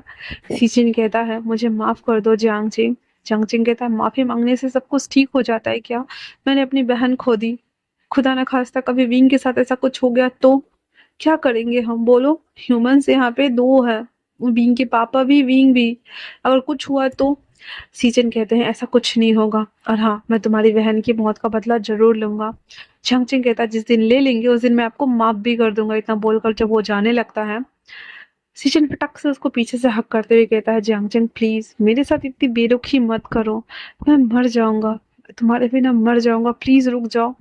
अब इतना सुनना हुआ ही था तो जियांगचंग को भी बुरा लग रहा था, क्योंकि जियांगचंग भी सीचन को पसंद करते थे, बट वो रुक नहीं सकता था। हाथ छुड़ाकर वहां से चला जाता है दूर। सीचन को बहुत बुरा लगता है, कहता है मैं सबको सबक सिखाऊंगा। और इतना बोल करके वो भी अपने गुस्से को घूट पीते हैं। अब ऐसे करते हुए धीरे धीरे दिन बीत रहा था। हमारा छोटा युवान अब धीरे धीरे करके बड़ा होना शुरू कर चुका था। 7 महीने के क्रॉलिंग चलने के बाद, थोड़ा सा उलटने पुलटने के बाद, जब युवान 7 महीने का हो जाता है, तो वांगजी विंग से कहता है कि क्या आगे पढ़ाई करनी है तुम्हें? विंग कहता है मुझे डिग्री तो चाहिए। फिर वो अंकल को बोल के कॉलेज में दाखिला करा देता है। और फिर वांगजी विंग को पढ़ाने लगता है। नॉर्मली जब कुछ ओकेजन होता था या कुछ होता था तो वांगजी और विंग सब कॉलेज आते थे, अपना अपना काम करते थे और वापस घर आ जाते थे। अंकल हमारे ज्यादातर टाइम युवान के साथ रहते थे और वो युवान के साथ ही बिताते थे, युवान के साथ ही सोते थे। अंकल को बहुत अच्छा लगता था युवान की कंपनी। अब इधर सीजन भी जियांगचिंग को मनाने की कोशिश तो करता था, लेकिन जियांगचिंग के दिमाग में एक ही बात बैठी हुई थी कि मेरी बहन ह्यूमन थी और आपकी वजह से वो मर गई। दैट्स व्हाई मैं आपको माफ नहीं करूंगा। पर कहीं ना कहीं उसे बुरा लगता था, क्योंकि सीजन को वो बहुत प्यार करता था। बट अनबने मन से ही सही, बस वो एक रिश्ता निभाते जा रहा था। जहाँ एक प्यार आबाद था, वहीं दूसरा प्यार बर्बाद था दूसरे भाई का। पर फिर भी रिश्ता चल रहा था। और देखते देखते कब 4 साल हो गया। वांगजी एक अच्छा बिजनेसमैन बन गया। सीचन भी बिजनेस को संभालने लगे थे बाहर की दुनिया के वर्ल्ड में, और साथ में कॉलेज में वो टीचर भी थे।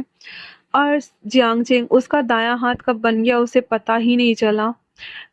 सब कुछ सेटल हो गया था। विंग घर में रह करके उसे आर्टिस्टिक बोर्ड करना, वॉक करना पसंद था। ये युवान के साथ में कब बड़ा होकर के उसने अपना एक आर्ट गैलरी खोल दिया, पता भी नहीं चला। इस तरीके से पूरे 4 साल हो चुके थे। युवान हमारा 4 साल का हो चुका था।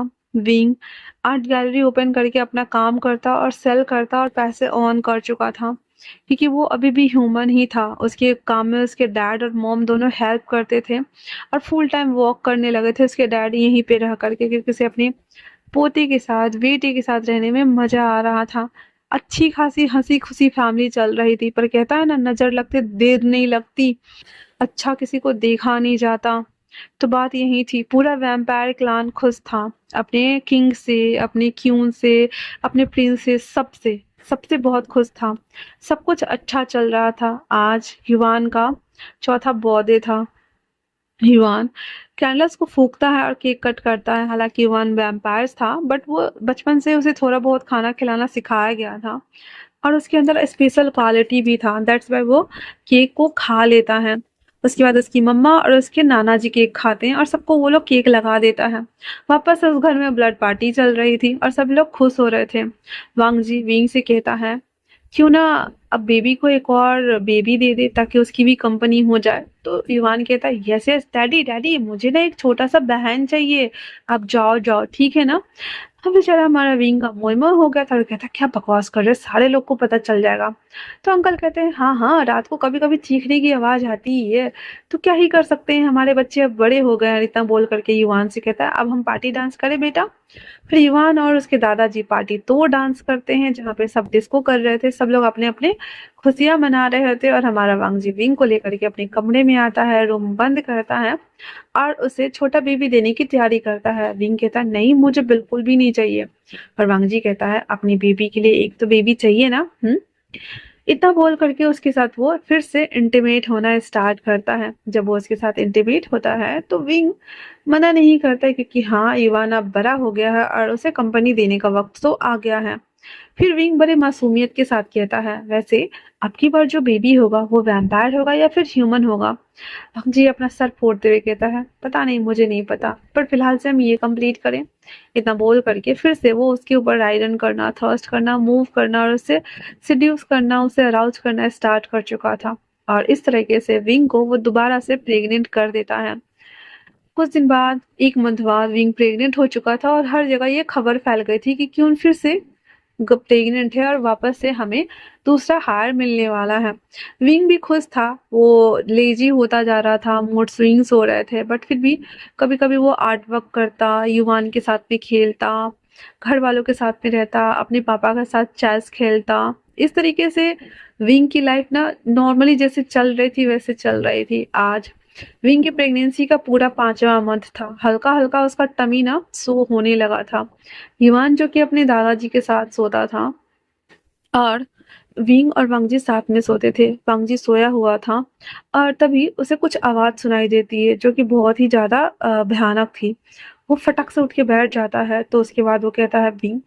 विंग कहता है हाँ, क्या तुमने आवाज़ सुनी? तो कहता है हाँ, मैंने सुनी।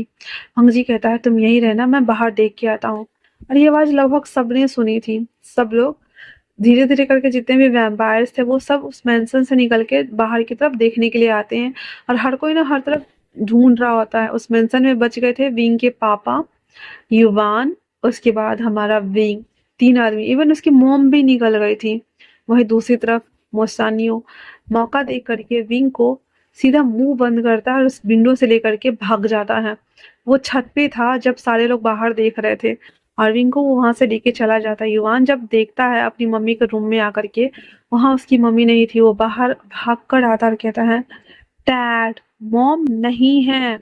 सब लोग परेशान हो गए थे और वहीं दूसरी तरफ होशानियों, वो कब से अपनी बदले की भावना में तड़प रहा था। विंग को घसीटते हुए जंगल में वो लेके आता है और उसे एक टीले के ऊपर फेंक देता है जिससे कि उसका मिसकैरेज हो गया था और ब्लड्स जा रहे थे बहुत ज्यादा।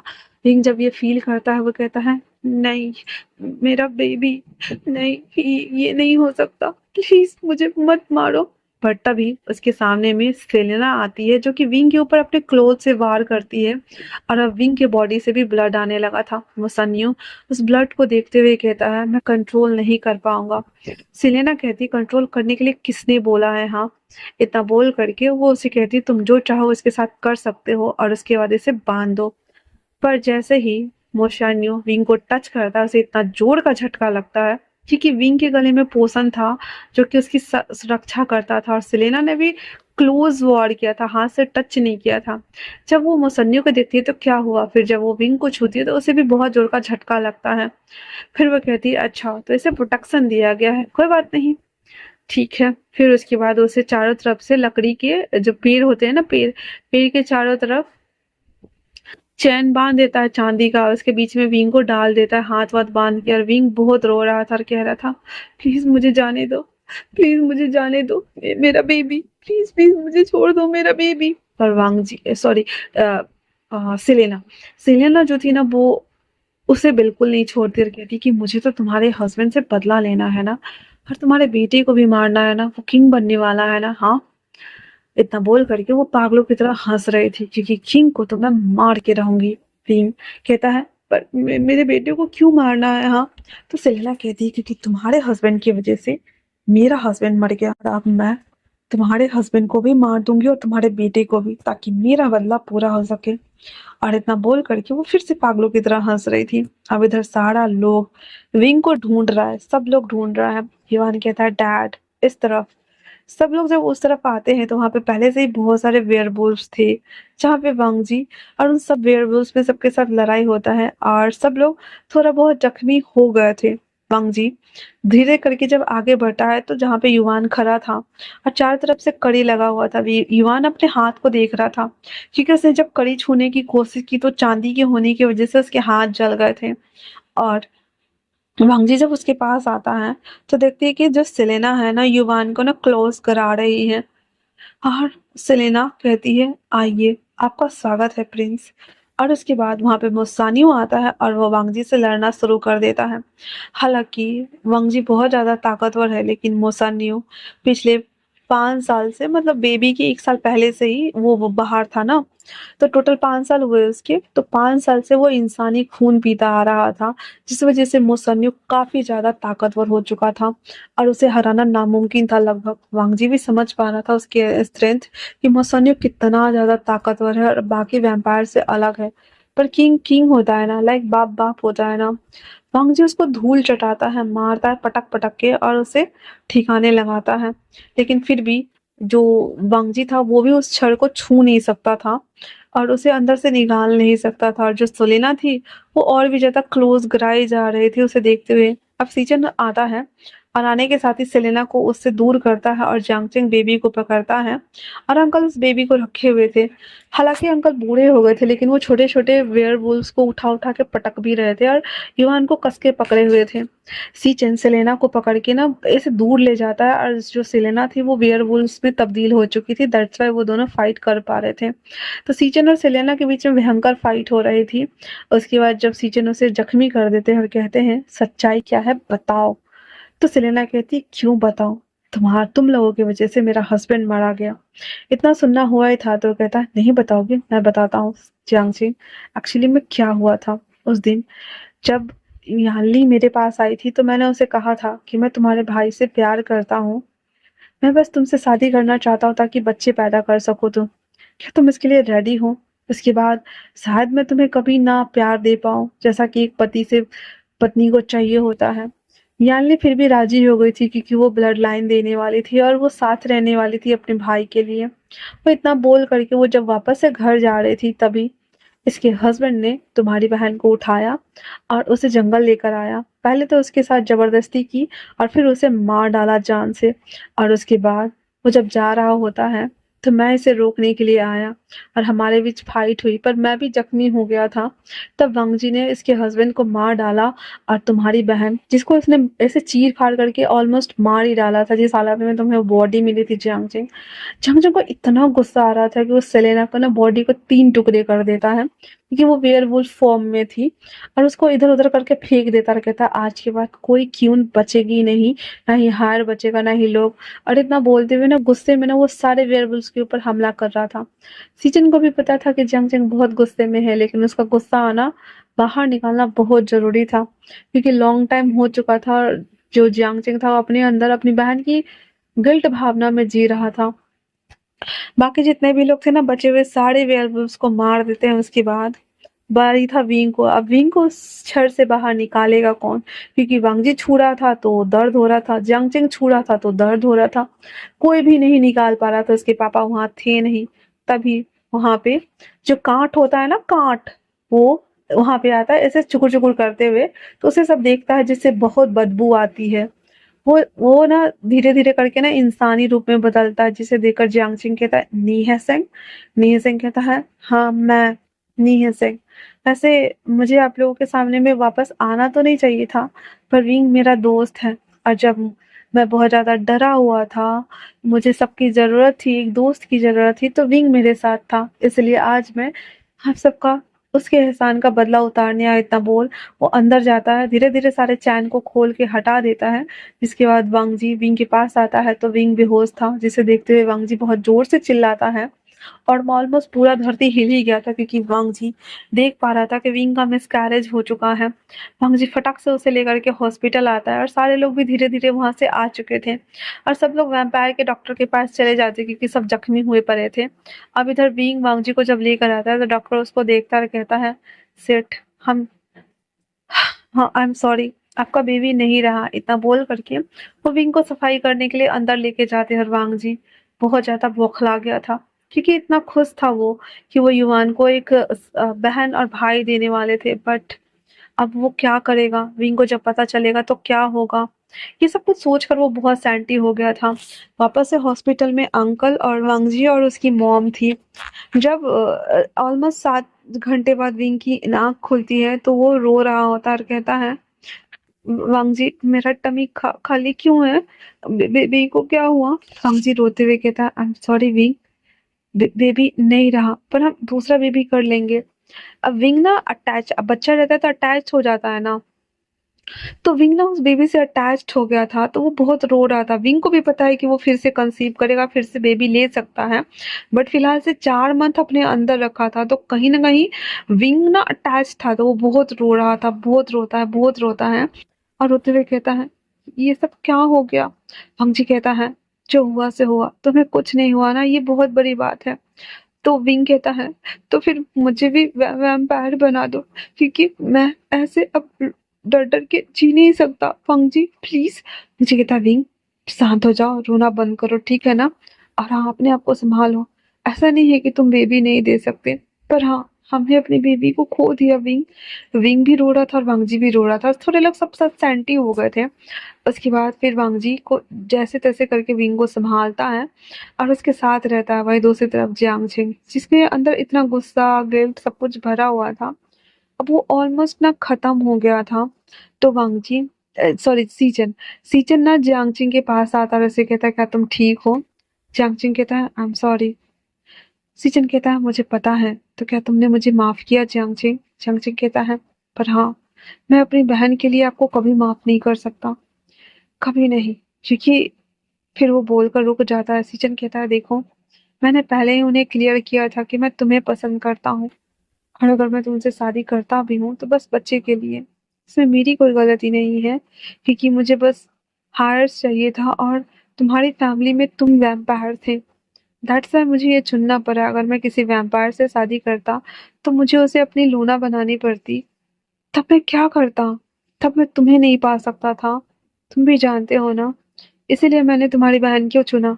लेकिन मेरी वजह से वो, मुझे माफ कर दो जियांगचिंग। जियांगचिंग कुछ नहीं बोलता है और अपने मन में कहता है मैं भी आपसे प्यार करता हूँ सीचन, पर मुझे अपनी बहन के लिए बहुत अफसोस है।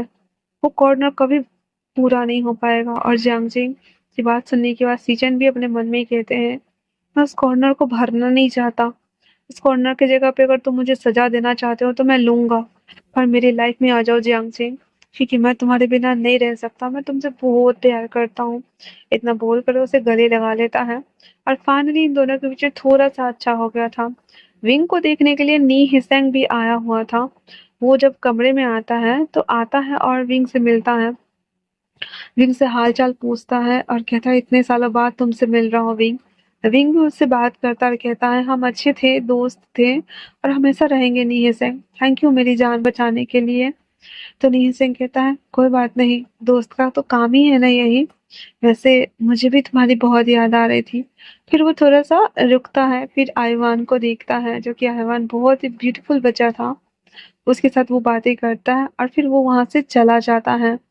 उसके बाद विंग को 2 दिन बाद डिस्चार्ज करके लैंड मेंसल लाया जाता है, जहाँ पे सब लोग उसके टेक केयर कर रहे थे, सब कुछ कर रहे थे। लेकिन बेबी खोने की वजह से विंग धीरे धीरे करके थोड़ा सा मायूस था। और वांगजी उसे सांत्वना देता था कि वो फिर से बेबी ले सकता है, सब कुछ अच्छा हो जाएगा, उसे चिंता करने की जरूरत नहीं है, फिलहाल से अपने ऊपर ध्यान देना चाहिए, अपने बारे में सोचना चाहिए, यही सब उसे समझा रहे होते हैं। विंग भी, अब उसके पास कोई ऑप्शन नहीं था। धीरे धीरे वो भी खुद को मना लेता है कि चलो कोई ना, ये होना लिखा था, सब कुछ अंत तो हो गया। वो शनियु भी मर गया और वो जो सेलेना थी वो भी मारी गई। डेल्टा पूरा क्लैन का खत्म ही कर दिया गया। अब बस सिर्फ वांगजी और उसकी पूरी फैमिली है जो हैप्पीली हैप्पीली रहेगी और सब कुछ अच्छा रहेगा। ये सब सोचते हुए विंग भी अब धीरे धीरे करके नॉर्मल होना स्टार्ट कर दिया हुआ था। और ऐसे करते हुए दिन बीत रहे होते हैं। युवान भी धीरे धीरे करके बड़ा हो रहा था और सब कुछ वापस से नॉर्मल पटरी पे आ गया हुआ था। वांगजी अपने बिजनेस में वापस से काम करने लगा था। सीचेन वापस से टीचिंग वाला काम करने लगे थे। अंकल वापस से कॉलेज जाना शुरू कर चुके थे। विंग जिसको आर्ट का काम था वो करने लगे थे। और जो उसके नाना जी थे वो सॉरी युवान युवान को लेकर के वापस से उसे किड्जी स्कूल जाते थे, उसके साथ वक्त बिताते और उसे लेकर आते थे। और उसकी नानी मॉम विंग और पूरे लैन क्लैन फैमिली की हेल्प करती थी, क्योंकि उसकी मॉम अच्छे से वर्ड्स जो होते हैं ना प्रोड्यूस करती थी, जैसे कि ब्लड वगैरह निकाल के जमा करना, रखना, सब कुछ देखना। वैम्पायर्स लोगों का जो होता था, क्योंकि उन लोगों को हर वीक में एक बार ब्लड पाउच चाहिए होता था, तो वो सब करना स्टार्ट कर चुकी थी। तो ऐसे करते हुए धीरे धीरे लाइफ ना वापस से नॉर्मल हो रही थी। और विंग भी कहीं ना कहीं उस बेबी को जो मिसकैरेज में खत्म हो चुका था उसे भूलने लगा था और अपनी लाइफ में आगे बढ़ गया था। ऐसे करते हुए पूरे 1 साल बीत जाते हैं। वांग जी विंग को सरप्राइज देने के लिए आता है और उसे कहता है विंग, आज हमारी शादी को 5 साल हो चुके हैं। विंग जब वो ड्रेस देखता है तो काफी खुश होता है, क्योंकि वांग जी ने विंग के लिए एक बहुत ही प्रीटी सा ड्रेस लेकर के आया हुआ था, जो कि black pant, white T shirt और ब्लैक शर्ट था, जो कि मैचिंग और कंबाइन दोनों सेट था। विंग उसे पहनता और कहता है तो क्या हम बाहर घूमने जा रहे हैं? वांग जी कहता है हम वापस से अपने कॉटेज जा रहे हैं, एक क्वालिटी टाइम स्पेंड करने। इतना बोल विंग ऊपर जाता है, वो रेडी होता है और वांग जी उसका वेट कर रहा था। वो जब जा रहा था तो युवान कहता है मॉम डैड, आप दोनों घूमने जा रहे हो तो जो वांग जी था आते हुए कहता है, हाँ आज हमारी मैरिज एनिवर्सरी है ना, इसलिए हम मनाने जा रहे हैं। तो युवान कहता है, डैड फिर मेरे लिए एक छोटी बेबी भी लेके आओगे ना? विंग तो थोड़ा सा शर्मा गया था, पर वांग जी कहता है, पक्का प्रॉमिस, मैं आपके लिए छोटी बेबी भी लेके आऊंगा। फिर सारे वैम्पायर उसको थम्स अप करते हैं और कहते हैं, जाओ इस बार फतेह करके आओ। फिर वांग जी विंग को गोद में उठाता है और वापस से वैम्पायर वाले स्पीड से दौड़ते हुए उस हट तक आता है कुछ क्यों मिनट में। फिर वो विंग को नीचे उतारता है जहाँ पे विंग ने सूट वेयर करा हुआ था, जहाँ पे ठंड का मौसम था उस वक्त हल्का हल्का। वापस से वांग जी ने पूरे सीढ़ी पे कैंडल्स जलाए हुए थे। वांग जी विंग का हाथ पकड़ता है और दोनों अंदर आने लगते हैं। वांग जी विंग को लेकर जैसे जैसे आ रहा था, कैंडल्स अपने अपने धीरे धीरे जल रहे थे। पियानो खुद ब खुद बज रहा था। पूरा फ्रेग्रेंस घर में फैला हुआ था। अलाव जल रहा था और वांग जी और विंग दोनों ऊपर कमरे में आते हैं और वो दोनों एक दूसरे को देखते और बाहर के व्यूज के देखते, जहाँ पे रूफटॉप पे भी उसने वहां पे लिखा हुआ था वांग जी ने, विंग मैं हमेशा तुम्हारे साथ रहूंगा, तुम्हारा वैम्पायर प्रिंस। तो विंग उसे देखता है और कहता है, क्यों ना मैं अपने बेबी के लिए एक और बेबी प्लान करूं। अंग्रेजी कहता है, सच में? तो कहता है, हाँ आफ्टर ऑल वो अकेला है ना, तो क्यों ना हमें उसे बहन या भाई देनी चाहिए, ताकि तुम्हारे दो दो बच्चे हो जाए, है ना वैम्पायर डैडी? इतना बोल वांग जीविंग के गोद में चढ़ जाता है। फिर वांग जीविंग को लेकर के बेड पे आता है। वो धीरे धीरे किस करते हैं, दोनों के कपड़े नीचे गिरे पड़े होते हैं और वांग जी विंग को लेकर के उसके ऊपर बेड पे आता है, उसको पैरों को टच करते हुए ऊपर बढ़ता है और साथ ही वो अपने आप को उसके इनसाइड इन करता है। वांग जी विंग से कहता है, पक्का इस बार मैं तुम्हारा पूरा ख्याल रखूंगा। इतना बोलते हुए वो इंटीमेट होना स्टार्ट कर देते हैं। तो इसी के साथ ये वन शॉट यहीं पे समाप्त होता है। कैसा लगा आप लोगों को ये छोटा सा वन शॉट? आप लोग मुझे कमेंट्स करके जरूर बताना। मिलते हैं नए वन शॉट में, तब तक के लिए थैंक्स फॉर वॉचिंग।